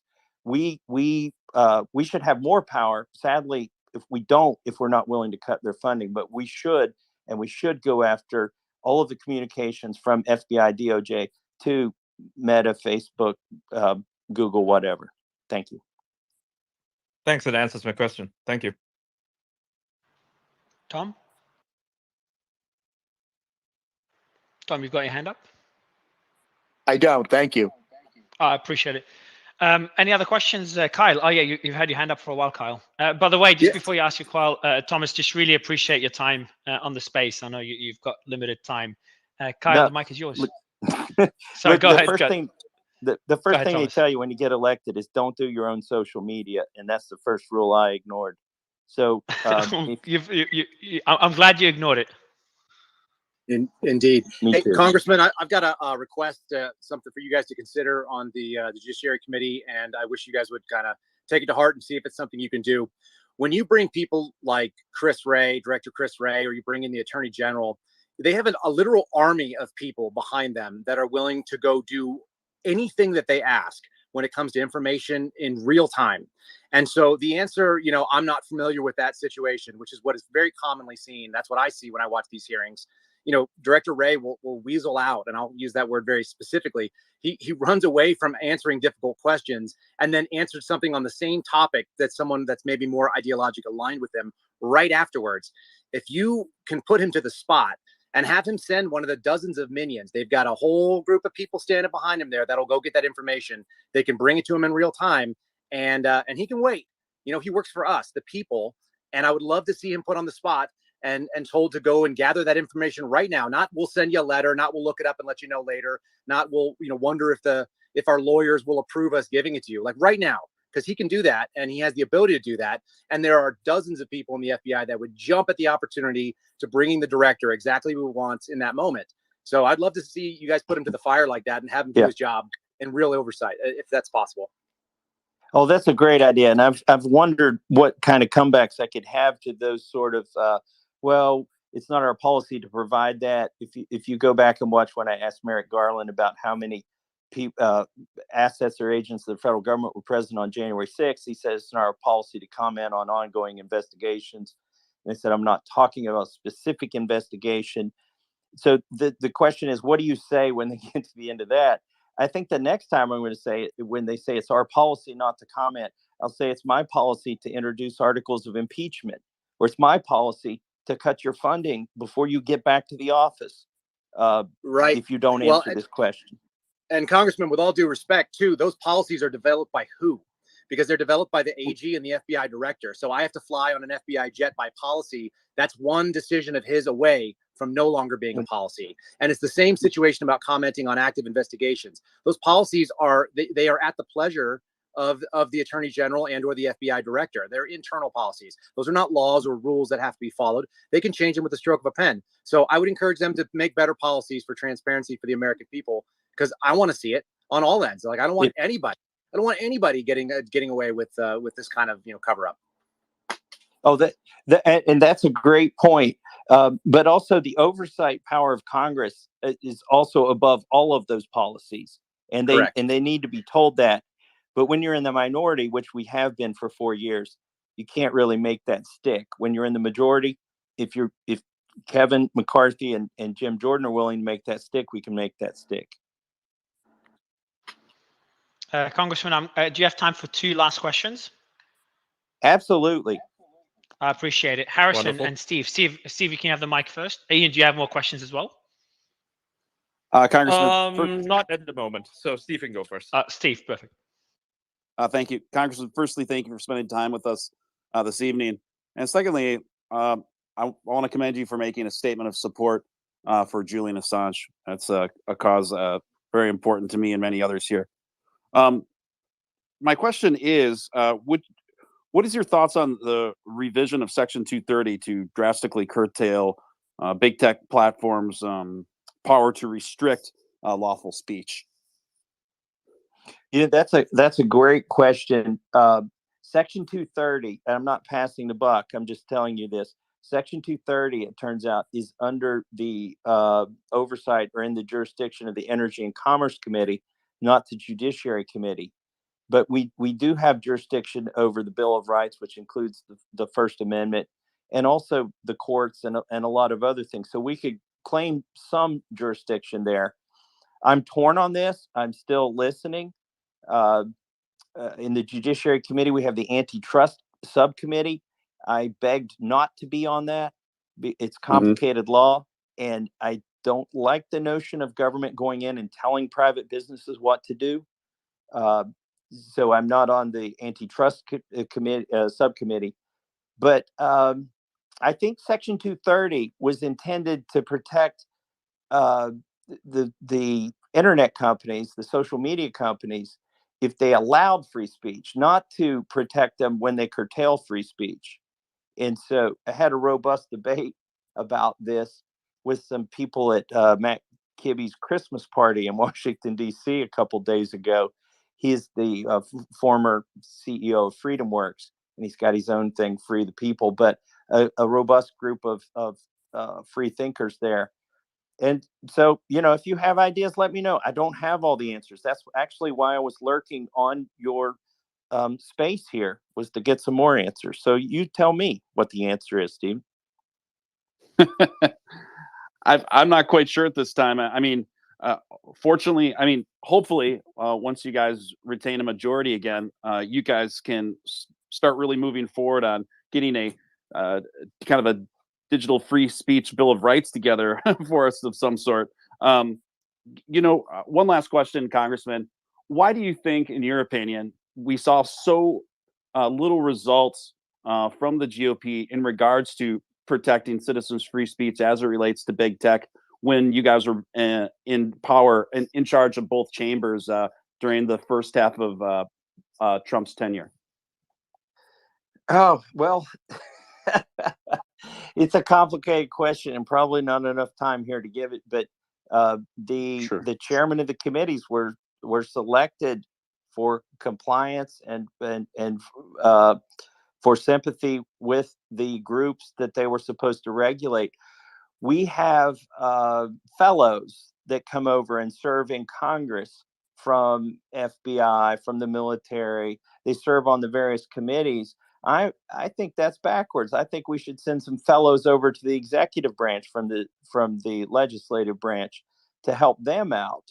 But you know about this revolving door between K Street and the legislative branch. What you maybe not as familiar about is this revolving door between the executive branch and the legislative branch, and they have their tentacles in, and whoever are the chairmen are often selected for compliance and for willingness to perpetuate the programs that are already in place in the executive branch. Thomas? A quick question, Congressman Massey. What's your thinking on the speaker's race? What's your thinking? Who should be speaker, and what do you think will happen with the race? Well, I didn't know the space contained that as part of its agenda. I might not have logged on. let me give you all a little bit of history. You can take the fifth. Well, and let me give you all a little bit of history. I was a part of all three coups to take out John Boehner. The second coup I architected with Jim Bridenstine. We needed 29 votes. We got 24, but Mario Cuomo died in New York, so 10 Democrats went to his funeral, and it meant we needed 34 that day, and we might have succeeded in 2015 January, if not for Mario Cuomo's funeral. Then Mark Meadows and I teamed up. We wrote a motion to vacate, and that was successful. I was adamant that we introduced it the day before August recess so that it would metastasize over August recess. And in fact, it did, and it succeeded. And John Boehner left within a month of the August recess. The saddest day I've ever had in Congress. Well, by the way, after we got John Boehner out of the way, it was going to be that Kevin McCarthy was going to ascend. And I campaigned against him for a few weeks. And the day he was supposed to be confirmed, he stepped out of the race because he didn't have the votes. And so the saddest day of my life in Congress in the 10 years that I've spent is when the Freedom Caucus voted for Paul Ryan. All of the work that I put in to trying to disrupt everything, they voted for Paul Ryan. And by the way, they're my best friends on the Freedom Caucus. And a lot of people who are on the Freedom Caucus right now aren't the same people who were there and voted for Paul Ryan. But then when Trump won his election 6-8 weeks after Paul Ryan had thrown him under the bus, I don't know how involved Trump was in this, but Mike Pence came to Congress and told us to vote for Paul Ryan, that Trump wanted Paul Ryan to be the speaker while he was the president. I was the only Republican who would not vote for Paul Ryan in 20. Let's see, that would have been January 3rd, 2017. 2017, go back and look at the tapes. Again, very disappointing to me. So at this point, I am not a part. I tell the media this. I'm not a part of any organized or disorganized effort to keep Kevin McCarthy from becoming speaker, because a lot of the people involved in that effort. Now, I know a lot of them are earnest, but a lot of them are cutting deals, trying to get better positions on committees, whatever. Not all of them. There are some who are very earnestly intend to get a different speaker. But what I've decided is the biggest mistake people make when they come to Congress is giving their voting card to the speaker. So if you plan to give your voting card to the speaker, that vote on January 3rd is going to be very important. For me, it's not as important. We've got a slim majority, and nobody owns my voting card other than the 750,000 people I represent in Kentucky. So for me, it's not as big of a deal. I do applaud the efforts of those who are pushing back to get rule changes. We do need rule changes to disperse the power in the House. So that's my take on it. Maybe you were hoping for a more clear answer. We'll go to Harrison for the final question, and then I've got one last comment for you, Congressman. But Harrison, I know you've had your hand up for a while. Hey, Thomas. It's good to finally talk to you over Spaces. Here's my question.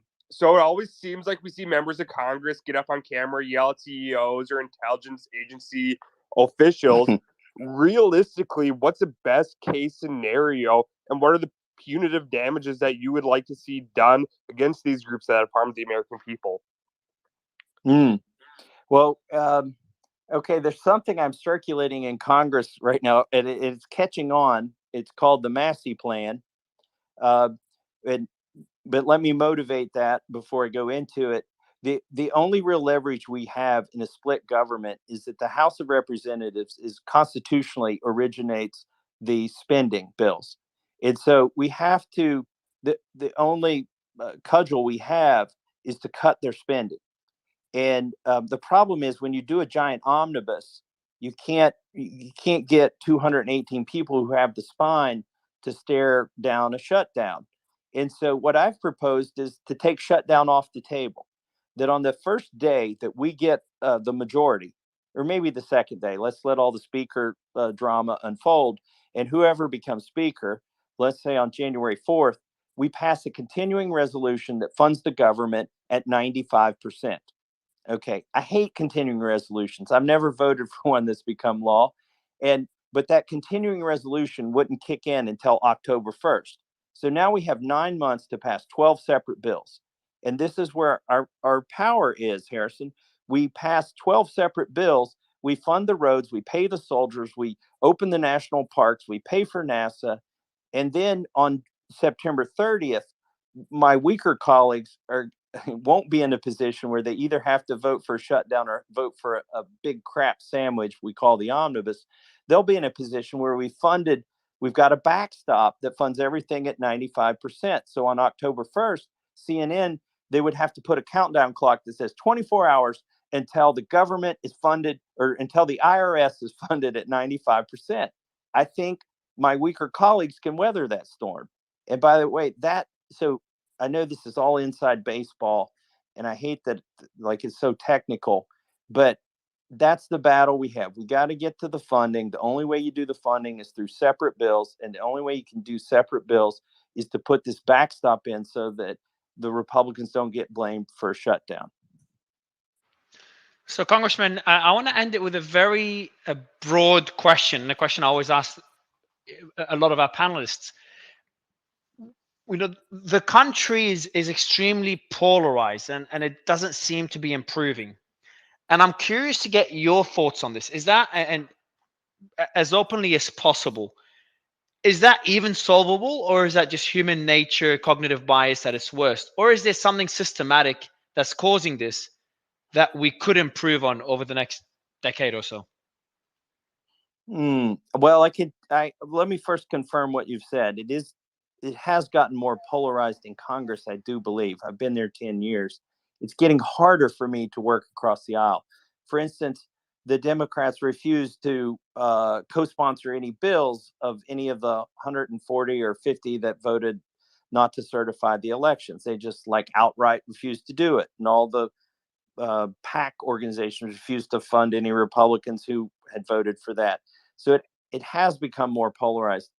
Let me tell you, globally, the big picture for me. I think there are three scenarios.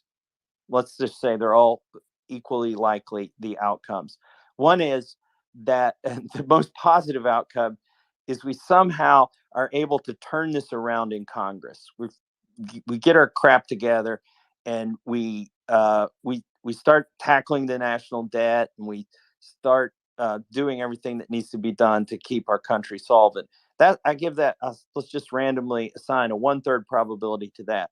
The other 1/3 probability is that everything goes to hell in a handbasket. All this money we printed catches up with us. It collapses quicker than the Fed can raise or lower interest rates on any given month, and the people rioting in the streets. And then I actually prefer that second scenario. Let's give that a 1/3 probability. I actually prefer that to the third scenario. The third scenario is we slowly over time devolve into this socialist communist scenario where, because we devolve so slowly, nobody can remember the way it could have been. And we all live with a lower standard of living. And we go into the idiocracy, if you've seen the movie. And I'm terrified of the third outcome. I prefer the second outcome, which is collapse, where then we can do something about it, to the third outcome. And I'm working for the first outcome, where we try to fix it. Congressman, really appreciate your time. The team should have sent you my number via DM, so you're welcome to message me anytime you want to come into the space. And if there's ever a space where I think would be good for you to jump in, I'll just send you a message. Otherwise, it's been a pleasure to have you on. Well, thank you, Mario, for letting me interrupt your space. I will also follow Tara so that she can DM me. My DMs will not be open. I will try to follow all of you who are on there. I think I do follow most of you now. And thank you for giving me the opportunity to speak. I'm just here to listen. And if you see me on this in one of these spaces, don't feel compelled to let me speak. Just let me listen. Thank you very much. And please, Congressman, please come on my national show because I'd like you to back up what you said about Devin. Okay. Yeah. Sure. We'll just go, Sebastian. Just go to C-SPAN and watch our debates over the last 10 years. No. And I'm sure he's done some great. I need you to do it in front of 3 million people, but I'll reach out to your constant. I'm sure he's done some very good things there. Well, I just texted him and he said he always got on with you. He doesn't understand why you just trashed in front of 14,000 people. No. So ask him if he ever called Justin Amash Al-Qaeda's best friend for simply trying to reform the FISA program. Yeah, I'm not sure that's a reason to trash him as a member of the deep state, but we'll continue this another time. Well, he's rubber stamped all of it. Thank you very much. Mario, are you getting ready to end this space, or are you planning on keeping it going? No, I'm enjoying this. I'm not. For the record, can I just say, for the record, as somebody who DM'd me, who's on this call right now, we would know nothing about the Russian collusion hoax and illegal unmasking if it weren't for Devin Nunes. So Massey is way out of line, and we'll see if he can back it up on my show. But for the record, that was way out of line. And it would be great to get Mr. Nunes on this space if you're able to get him, Sebastian. I think I'm it would happy make for a great him discussion. now. I'll text him now. Actually, it would be perfect if he jumps in now. Thomas, Thomas, would you, Congressman, would you agree if Nunes is able to come onto the space? Would you agree to have a discussion here on the space, or is that putting you on the spot too much? No, I think I would. I'd like to know why he called my friend Justin Amash Al-Qaeda's best friend. Oh, well, I think will make for a great discussion. Sebastian, if you could get him, that would be great. I would also, if I could, I would like to invite Justin Amash on the space. It will be great. Please do. Please do. So the way you could invite him, what's his, Ian, do you want to invite him, send him an invite to the handle? I can see I've got his cell number. Okay, yeah. So now yeah, we got to get him up here first. We might as well invite Donald Trump too while we're at it. What's Ian? What's the handle, Ian? Do you want to read it out to me, and I'll send an invite via DM? I think Tara might have it. I can send him an invite as well. Yeah. You can do it. Perfect. Congressman Massey, if it's okay, if I can ask you a question. We've actually we've met several times. We've worked with Nick. You've cut out, I think. Yes, he has. Nick, your mic. Yeah, I think you got a call or something. Go ahead, Nick. Yeah. So we've worked with each other several times. So it's a pleasure to be able to talk to you on here as well. I joined a little late, so I may have missed this, but do you believe that Congress is going to take any action on cryptocurrencies? Because I know that's been floated for a while. We know that the Fed hates cryptocurrencies. I mean, is there any sort of do you feel like there's actually going to be a push for that? I would like to invite my other congressional friend Warren Davidson on here to discuss cryptocurrencies. Please, by all means. Thomas, you're gonna get us to do a record space again, beating Elon's spaces. That would be a great discussion. But by the way, I'm talking to you via Starlink. You're talking. You're talking to who? Sorry, Thomas. I'm using Starlink. Oh, okay. There you go. Sebastian, how'd you go with Nunes? I'm texting him right now. The only issue I see is as the CEO of Truth Social, he might have issues coming on a Twitter space. But if somebody, I'm going to send him the link, but there may be an issue there. That'd be interesting. I think that's the same reason why Donald Trump hasn't come back to Twitter. Is that correct, Seb? Can you comment on that? All I've heard is that, and I cannot confirm this, that some of the funders for the Trump media group may have stipulated some kind of non-compete for a few months. So the idea that he builds a whole new competitor to Twitter means he can't just jump back on Twitter if his account is unlocked. I recommended on my show that he should just allow his staff to use his Twitter account to obviate the non-compete. We'll see if that happens. And Sebastian, if you could tell Mr. Nunes, like the benefit of jumping on is he can talk about Truth Social to tens or hundreds of thousands of people that listen to this. Just send me the link. Text me the link, and I'll send it right to him. And I would like to be clear. I take great pains in not attacking the character or the motivations of any member of Congress. You can't even go find me denigrating AOC.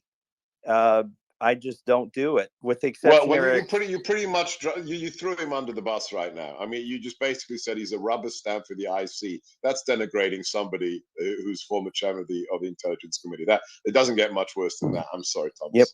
Well, how many of the programs got defunded while he was the chairman? Yeah, I don't want to get in a pissing contest with you. We wouldn't know anything about I'm not Russian pissing with collusion. you. No, we wouldn't know anything about Russian collusion or unmasking if it wasn't for him coming over to the White House when we were there, coming into our skiff and finding out what the Obama administration did. I am sorry, that is not hyperbole. We would know nothing without Devin Nunes and Kash Patel. That's just a statement of fact.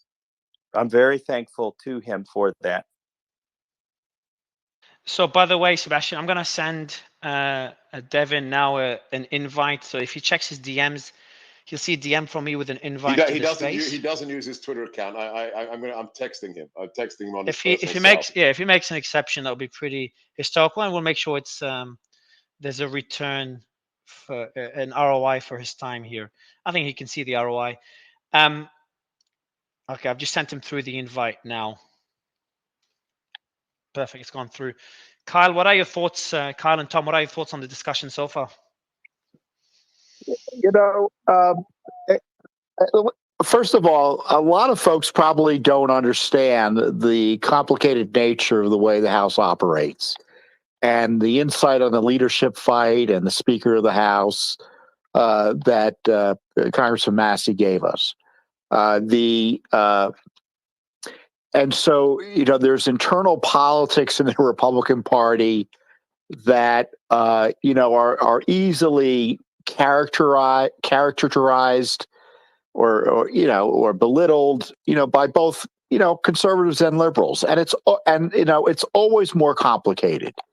And in terms of the way the congressional committees operate, and I'm sure Massey would agree with me on this, Congressman, it's their chief role is to raise money for the members on the committee.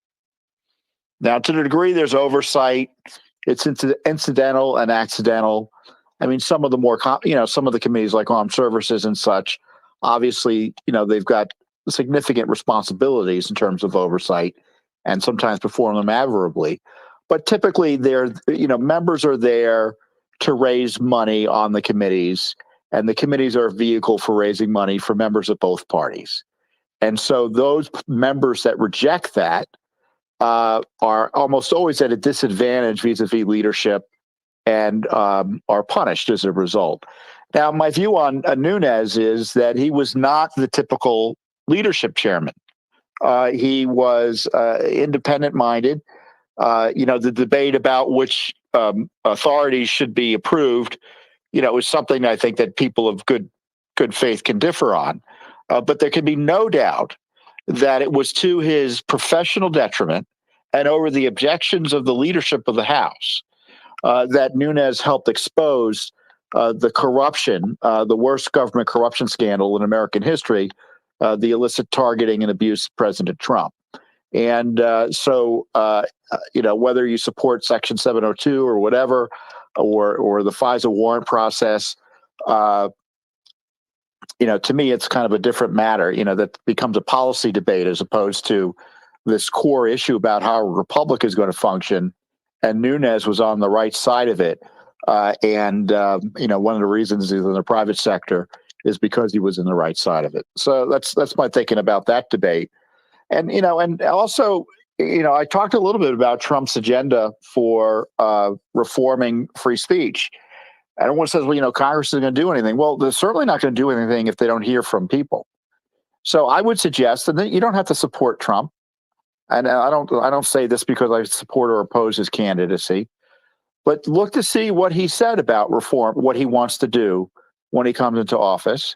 See if you agree with that, and call your members of the House, 202-224-3121, same number for the Senate, and ask them, why aren't you doing anything on this? And secondly, I would also, this is kind of a conclusion here, You know, Elon Musk is like, his life is on the line. The Biden administration has specifically targeted him. They said his speech is, quote, dangerous. He's been criticized for criticizing a government official. The Federal Trade Commission has targeted his company with harassment. And he's getting zero support from Congress. And I understand why one side of Congress isn't doing it. The lack of Republican support is unbelievable. And my view is, if you support what Elon Musk is doing, and I don't agree with all of his policies, and that's not the issue. The issue is, can someone like him take on and expose government and corporate corruption without being retaliated against in illegal and illicit ways by the government, the media, and his competitors?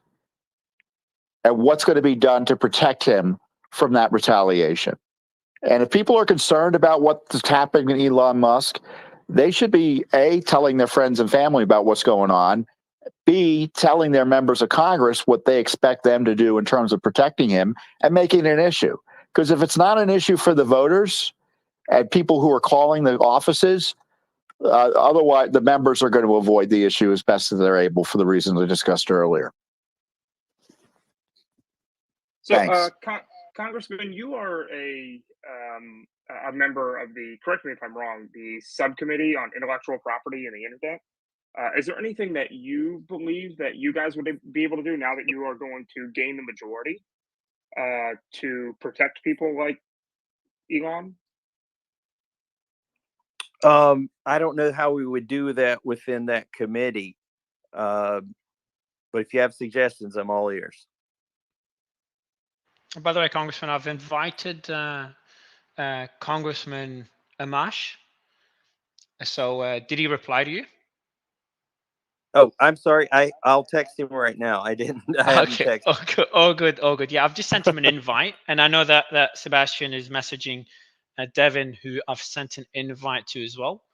So we'll see if they're free to jump in. That'll be pretty good. So I won't ask you more questions just to give you more time to message Justin. Kyle, what are your thoughts on the discussion so far? And I know you've given us a lot of insights on the Twitter file. So while Sebastian is inviting Devin and Thomas is inviting Congressman Justin, I would love to get your thoughts on the discussion so far. Sure. You know, I follow politics because I lived in DC for 5 years, and you don't really have a choice not to. That's the topic of conversations. That's what everybody is about. But I'm an inherently, I'd say, non-political person. I'm kind of a libertarian at heart. I believe in everybody's, freedoms, and I would defend people that I don't agree with. I would defend their ability to say it and talk about it, and I would love to discuss it. And I've had my mind changed on occasion, and I oftentimes do not, because I tend to have pretty good reasons for my beliefs. But I'm not a Republican and I'm not a Democrat, and so the idea that people have kind of gotten behind the intelligence community and said that it is supposed to be a weapon for one side or another is really atrocious. That's really the danger that I see. It's something that concerns me very deeply, because these are incredibly powerful tools, and they should be the tools that ensure freedom and the ability to speak and the ability to have all the civil liberties that we have that are guaranteed by our Bill of Rights, but are granted by God and not by our government. They pre-exist government according to the way the founders wrote it. So those kind of things are really important to me. And, I've found myself siding oftentimes with the ACLU when they want to side and say, should Nazis have free speech? Yes, they should. And then we should talk right over them and let them know how foolish they are and that their ideas are ridiculous. And so, it's kind of interesting. We've moved into a political sphere, and we're talking about some things that I think so often we do, and it's a kind of a tit for tat back and forth between people who have generally, when I was growing up, we all kind of agreed on the same 80%, which was that we had the same enemy. It was a Cold War time. We all kind of knew what the troubles were, and the political positions were the arguments about the best way to fix it. They were policy decisions. Now they're moral issues. And it's whether or not you're a good or a bad person. And that's how I think you end up with the death threats that we see to people like Elon Musk, because he's picked a side that really should be an American side, which is that everybody has a chance to speak, that everybody has the ability to stand up and have a position and defend it on its merits. And if it doesn't win out in the marketplace of ideas, then it's roundly defeated. I think that's okay too. But I'm 100% behind this thing. I wasn't ever on social media. I'm really private. You're not going to go out there and be able to find some tweets of mine from 10 years ago or anything to that effect. And I didn't have a Facebook or I remember having a MySpace. That was kind of fun. But we're kind of in this world where everybody's going to take this political position. I'd love to get back to just being Americans on the same team. Maybe that's really naive. But at 40 years old, that's my dream for my children, to enter that world. And who knows if it's possible. But, if people like Elon Musk are being threatened, I know a handful of FBI agents that are out of work right now that have some pretty capable skill sets and background in military and law enforcement. And he could certainly snap us up as security guys. I don't think I would let anybody jump on the hood of his child. So, open offer out there if he ends up listening. But moreover, I just want to support that American position, which used to be right down the middle. It's kind of sad where we are.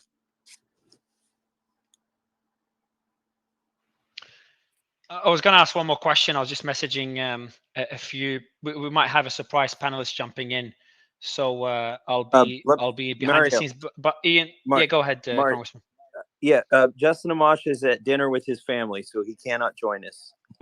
Okay, it's a good one. So how about this, Congressman? If you're open for it, when Congressman Amash is able to join, we'd love to have you both on stage. Get a special episode for you guys. And we just bring other panelists to ask you questions and get it well organized in advance. Is that something you're open for? No, absolutely. And he said if this goes on for a while, he might be able to get on later. But he's at dinner with his parents. But how long does he need? How long does he need? Because a lot of people are going crazy in the comments and DMs. That they're loving this discussion. So if we can let's do another one, and let's give Devin Nunes. I did not mean to malign him at all or to downplay his contribution to uncovering the Russian, the fake Russian collusion delusion. I think it is worth noting that he was the chairman and that he reauthorized all the programs that were used for that. And to some degree, you could say that I'm part of the problem, right? Either I've been here 10 years, I'm either part of the problem or have failed to fix it. So I'm open to the same criticism. Well, there's a lack of seriousness when you're in front of 14,000 people and you're saying, oh, I don't remember. Was it him in the skiff or was it somebody else? I mean, when you're making accusations of that level, it's kind of like either you've got the receipts or you don't have the receipts. Hey, with all due respect, Sebastian, you've been making acquisitions towards the FBI based on acquisitions. Do you mean accusations? Acquisitions. Sorry, I misspoke. Thomas, so I've just messaged the team. We've sent you my details, Thomas, to Congressman to get that space organized. Yeah, we'd love to have you on. Great. Fantastic. And I agree. And Sebastian, if Nunes is able to come on, do a one-off space, one-off appearance, it would be. What right. He said the following to me. Hang on. All right. He said, "I'm not going back on Twitter, but Amash I found to be a very dishonest person. I've sent him in response the link in case his team wants to jump on. So that's where we are right now. As as the head of Truth Social, I kind of understand that." Okay. Does Truth Social have an audio like rooms like this, like spaces? No, not yet. No, not yet. Not yet. Okay. No, okay. It's kind of it seems bare bones. Okay. Cool. Well, Sebastian, I appreciate you for trying. Congressman, you've given us a lot of your time. Really grateful. The team sent you my details so we can communicate either on WhatsApp, Telegram, email, or Twitter, whatever you prefer, and we can get that space organized. Otherwise, again, really appreciate giving us all this time. I appreciate you all for letting me speak. I just came on here to lurk. Thanks, Thomas. Appreciate you, Congressman. Have a wonderful day. Ian, man, that was an incredible discussion. Tom, Ian, what do you guys think? I mean, can I say something really quick? Yeah, of course, Tara, of course. I know Always. I don't get called on, so I kind of have to just butt in when I want to. But I wanted to mention Eliza Blue, who came up. She was removed and dropped back down. But I just want to say a huge shout out to you, Eliza, for all the work you've done, which has been more work than it looks like the FBI has done in stopping the child sexual exploitation that's been running rampant on Twitter. So hats off to you. Yeah, Eliza. Round of applause to you, Eliza. Yeah, I've invited. So by the way, Tara, I invited Eliza as soon as I saw her for the one reason to discuss with Kyle the concerns, because I know she was very vocal about this issue. Yes, please. That needs to happen. So Eliza, the reason I sent you that invite initially, before you dropped out, is I don't know if you saw that Kyle jumped in earlier. who was talking about, we were asking him a lot of questions, especially Tara, about where the FBI's resources were being allocated. And before I give the mic to Eliza, Kyle, maybe if she hasn't heard it already, and just for the audience, what was your answer to that point regarding how many resources are being allocated to child exploitation? Because you made a few interesting points that will be worth discussing. Well, so the FBI has a project that's called Innocent Images, and there's an analytical component to it. There's an entire unit that's out of Lithicum, Maryland, that exclusively focuses on violent crimes against children, which is mostly child pornography, and does deep and dark web exploitation and things like that. And I don't want to get too deep into what they do, but there are certainly resources within the Bureau. But when it comes to the actual case agent side, generally speaking, I've never seen more than one on any given field office. So you've got maybe 56 field offices. So a squad, and then one-off cases that are thrown out to the different resident agencies, which are the satellite offices outside of each of the main field offices. So there's a contingent of people. I mean, it's a staple of FBI work. There's no question about that, and it's getting done. But my point would be is that if we assigned every single FBI agent to doing that, including the people that are at headquarters doing management type stuff, there would still be more work to do. And I don't think we would ever run out of it, because the depth of evil that exists in this world is it's quite profound.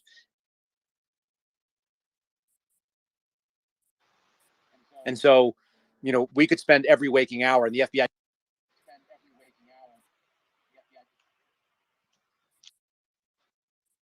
Is it glitching for me, Tara, or is it for Kyle? It's glitching. Yeah, Kyle, you're back now. You're back now. Eliza, did you hear? I know it glitched at the end. Did you hear the answer?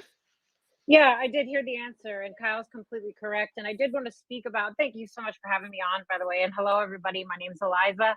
I'm a survivor. Hey, Eliza, advocate. I just want to apologize to you. The other day, I kind of flipped out at you. That was really unbecoming. It's okay, Ian. I think we squashed it enough, and I appreciate you apologizing. Yeah, my name is Eliza. I'm a survivor advocate for those affected by human trafficking, and I'm also a survivor of human trafficking. And Kyle's completely correct with what he just said about the FBI not being able to tackle this issue at scale. It's beyond the pale, the numbers. I also wanted to speak about something else that Kyle said earlier. The protection of Elon Musk right now, we really need to think back and think about what's happening to Julian Assange. We do not want to see a Julian Assange 2.0 happen to Elon Musk. He deserves our protection for what he is willing to fight for right now, which is, just as we were speaking about earlier, our inalienable human rights to have this information, to speak freely. When it comes to the information that was exposed today through the Twitter files, I cannot say that I'm surprised. I'm personally no fan of the FBI that knowingly knew about Jeffrey Epstein for 11 years and did nothing. That's currently being sued by the survivors of Larry Nassar. This is the FBI. This is the FBI that innocent American citizens are forced under a threat of violence to fund. While they are pushing to censor words of innocent American citizens, the words, the thoughts, the ideas, the non-illegal words of innocent American citizens, they are letting child sexual abuse and exploitation material flourish on an American tech platform like Twitter. So I'm really not very happy, as you can see. It's really difficult for me, because I see time and time again innocent American citizens being forced to fund this nonsense and this depravity. So if there's any FBI agents in the room that have their heart in the right place, thank you. But please be a hero, quit your job, and become a whistleblower. We need you. The American people need you, and the survivors sexually exploited on Twitter need you. They need you to do the right thing and speak up. And that's honestly about all I have to say. I've really been enjoying listening to the conversation tonight. And I know there's a lot of people in here that have supported me, especially as the hit pieces have been rolling in. I appreciate you. I love you. And I think with that, I'll probably just chill and listen, unless you folks have a question for me. How did the discussion with Elon go? Can you give us like a 2-minute summary? Which discussion? Wasn't there a Twitter Spaces with you guys a few days ago about child exploitation? Sure, it was great. It was an honor and a privilege, because first we had the head of working on child safety, Ella Irwin, speaking in an extremely transparent way. I think one thing that's really important about that conversation is that there were no questions pre-scripted, and I asked ahead of time if there was anything that was off limits, and there was nothing that was off limits. So that went really well with Ella Irwin. So kudos to her. She did an amazing job. I was so impressed. And then, of course, with Elon, once again, just solidifying his commitment to making the removal of child sexual exploitation the number one priority. And I think what's amazing about this experience for me is that the proof has been in the pudding.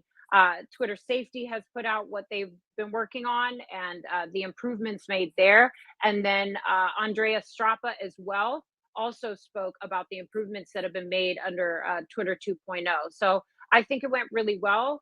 I'm loving Elon Musk's leadership, especially around this area, because I've been screaming about this issue for years and getting nowhere.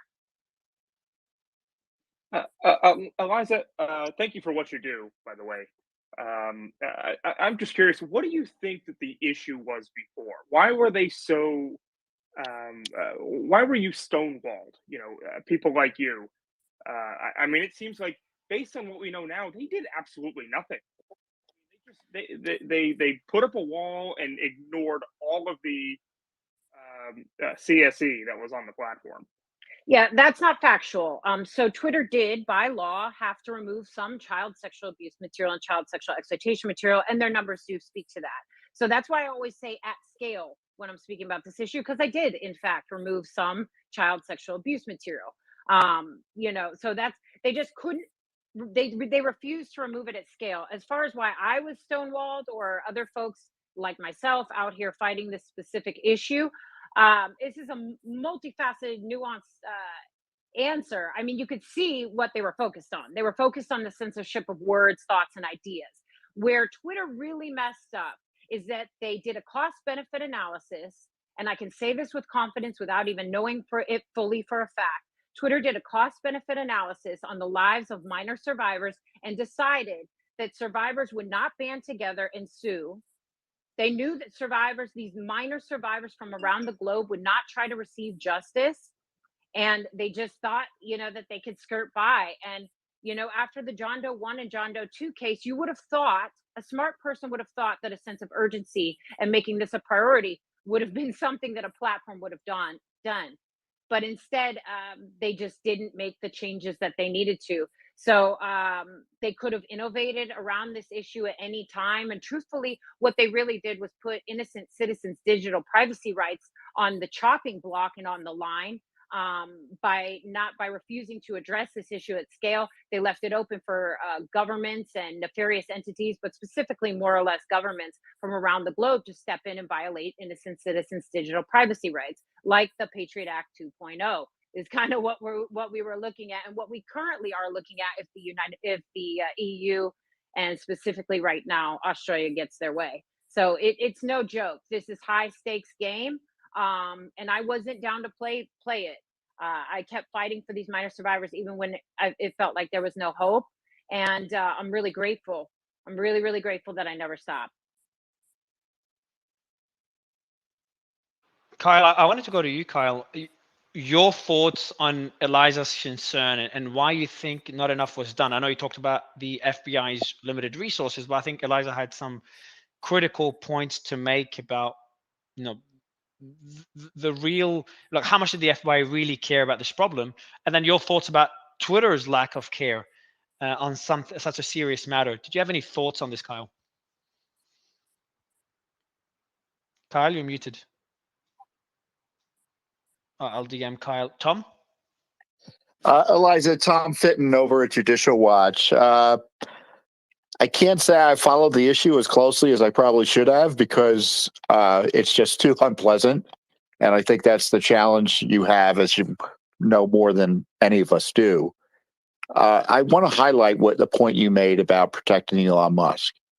If the left gets his way, in the least, he will be jailed. You have federal officials leaking to the Washington Post or New York Times the other day saying that his free speech reforms will cause violence. And we know what the left's analysis of that is. You must be prosecuted if you say something that causes violence, meaning make political statements that they don't like. So these are not idle issues here. These are real threats, and obviously we're seeing something much more dire with the attack on his family this week that the left is pretending is not important. As they the left media is pretending is not important as they further and participate in it. But the other issue is, with respect to your issue, it's kind of more of the same, is that we've had this, it shows you the depravity of the big media, that we've had the head of a major corporation admit that the corporation prioritized, as you highlight, censorship to the detriment of protecting minors from sexual exploitation. And, typically that would be an astonishing moment or move. But of course, he's made other admissions as the head of the corporation with respect to election interference and things like that, and the media is ignored. But it shows you how politicized things are, that even when he confirms that kids were abused as a result of the prior misconduct of Twitter management, a major corporation, the media refuses to cover it because they're more interested in suppressing our speech and making it harder for Americans to exercise their free speech rights. And if kids get in the way, so be it. What a nightmare we're in. These are the same depraved individuals that will cheer on blood-soaked war criminals. Children mean nothing to them.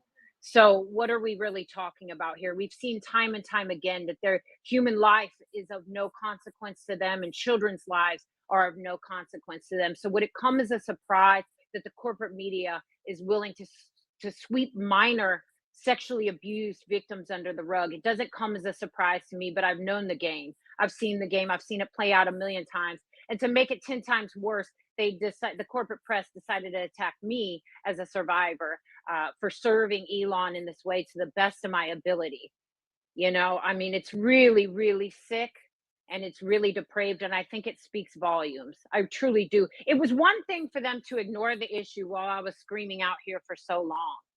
It was one thing, but now for them to flip it and act like nothing's happening, like nothing's changing, is really, really sick. But I expected all this, so I've been prepared for it. And you know what? We do need to, I think you're right. We need to support Elon Musk in this moment. We can't see another Julian Assange in our lifetime. Julian Assange should be free. And all he wanted was to, he wanted to publish things that that the world, that the ruling class might not have wanted us to see, but we deserve to see. We fund the United States government. We fund these governments as innocent citizens of the world. You know what I mean? They work for us. So that's where I think things get twisted. And I refuse to let Elon Musk go down in a burning flames over wanting to give innocent citizens free speech. Sick. Can I just You gotta unmute. hello? Can I just one quick Yeah. fact check here? There is one massive difference between Julian Assange and Elon Musk. Okay, can we just remember what Elon Musk's philosophy was for WikiLeaks? His philosophy is there should be nothing classified, ever. That's insanity. And if you want to ask a professional like Kyle Seraphin whether that's a good idea, we shouldn't confuse these two people. Elon Musk have never said that. Okay, the idea that we fund the FBI and the CIA doesn't mean there should be no classified documents in the world. And that's what he built WikiLeaks on. Complete leaking of everything. That way lies insanity. As somebody who worked in the administration, we do overclassify, I'll give you that. But he built his whole philosophy on no classification. And that is, ask Kyle if that's a good idea. I actually agree with Sebastian on this one. Well, I didn't say anything I didn't say anything about issues being declassified. In fact, I specifically asked WikiLeaks, and I specifically asked Twitter 2.0 to retract anything that would put minor survivors or survivors of human trafficking at risk. I've done this multiple times with both WikiLeaks and with Twitter 2.0. So it's not like I'm. Yes, you have. Yeah. It's not like I'm saying. No, everything, but you Julian know what? Assange has a philosophy. Every journalist worth their salt has come out and stood up for Julian Assange. So this is non-negotiable. Everybody knows what's happening to Julian Assange. I'm not a journalist. Any I'm journalist, not a journalist. any journalist or any citizen that believes in a free press and free speech and whistleblower protection and anything of that nature has come out and spoke out about Julian Well, Assange. I don't care. I don't care, and I don't count myself with those people. The idea that you build a platform that there should be nothing classified and everything should be leaked is anarchy. Anarchy. Well, I will say that if you don't do the crime, then you don't need to have it be exposed. What are you talking about? So the nuclear launch codes for America should be unclassified? What are you talking about? I fund these people. As far as I'm concerned, nothing should be a secret to me. That's how I feel. I fund these people. Well, then there's nothing safe. Then the Russians can corrupt us, and the Because Chinese can corrupt us. Foreign countries would still have secrets, and America wouldn't. That's and the we issue with WikiLeaks. Yeah. Carl, I know you had your hand up, and I I'd was love to trying to weigh give in you the on mic this earlier. too. There's a couple Yeah, of things that perfect have been timing. said that I wanted to chat about if it's possible. And Eliza, I'll kind of do it in order. Just real quickly, you mentioned that you have a lot of animosity right now or a lot of distaste for what the FBI has done, and I think that's totally reasonable. There's a dangerous culture and a nasty culture within the FBI of sexual impropriety, and I don't know if that's what leads to the sort of negative ability to handle child pornography cases and the small push. I've got Steve Friend, who's sitting over in my text messages right now, and his statement was that violent crimes against children, VCAC as we call it, is unpleasant work, so the FBI doesn't force it. It's much easier to have people go after gangs. You can make people go after drugs. You can go after fake terrorism cases. But even the public doesn't really want to know that child pornography and these types of things exist. And so as an FBI agent, it's very easy for you to pop smoke and eject yourself from the VCAC program and that kind of investigation pretty much at any moment. You can sell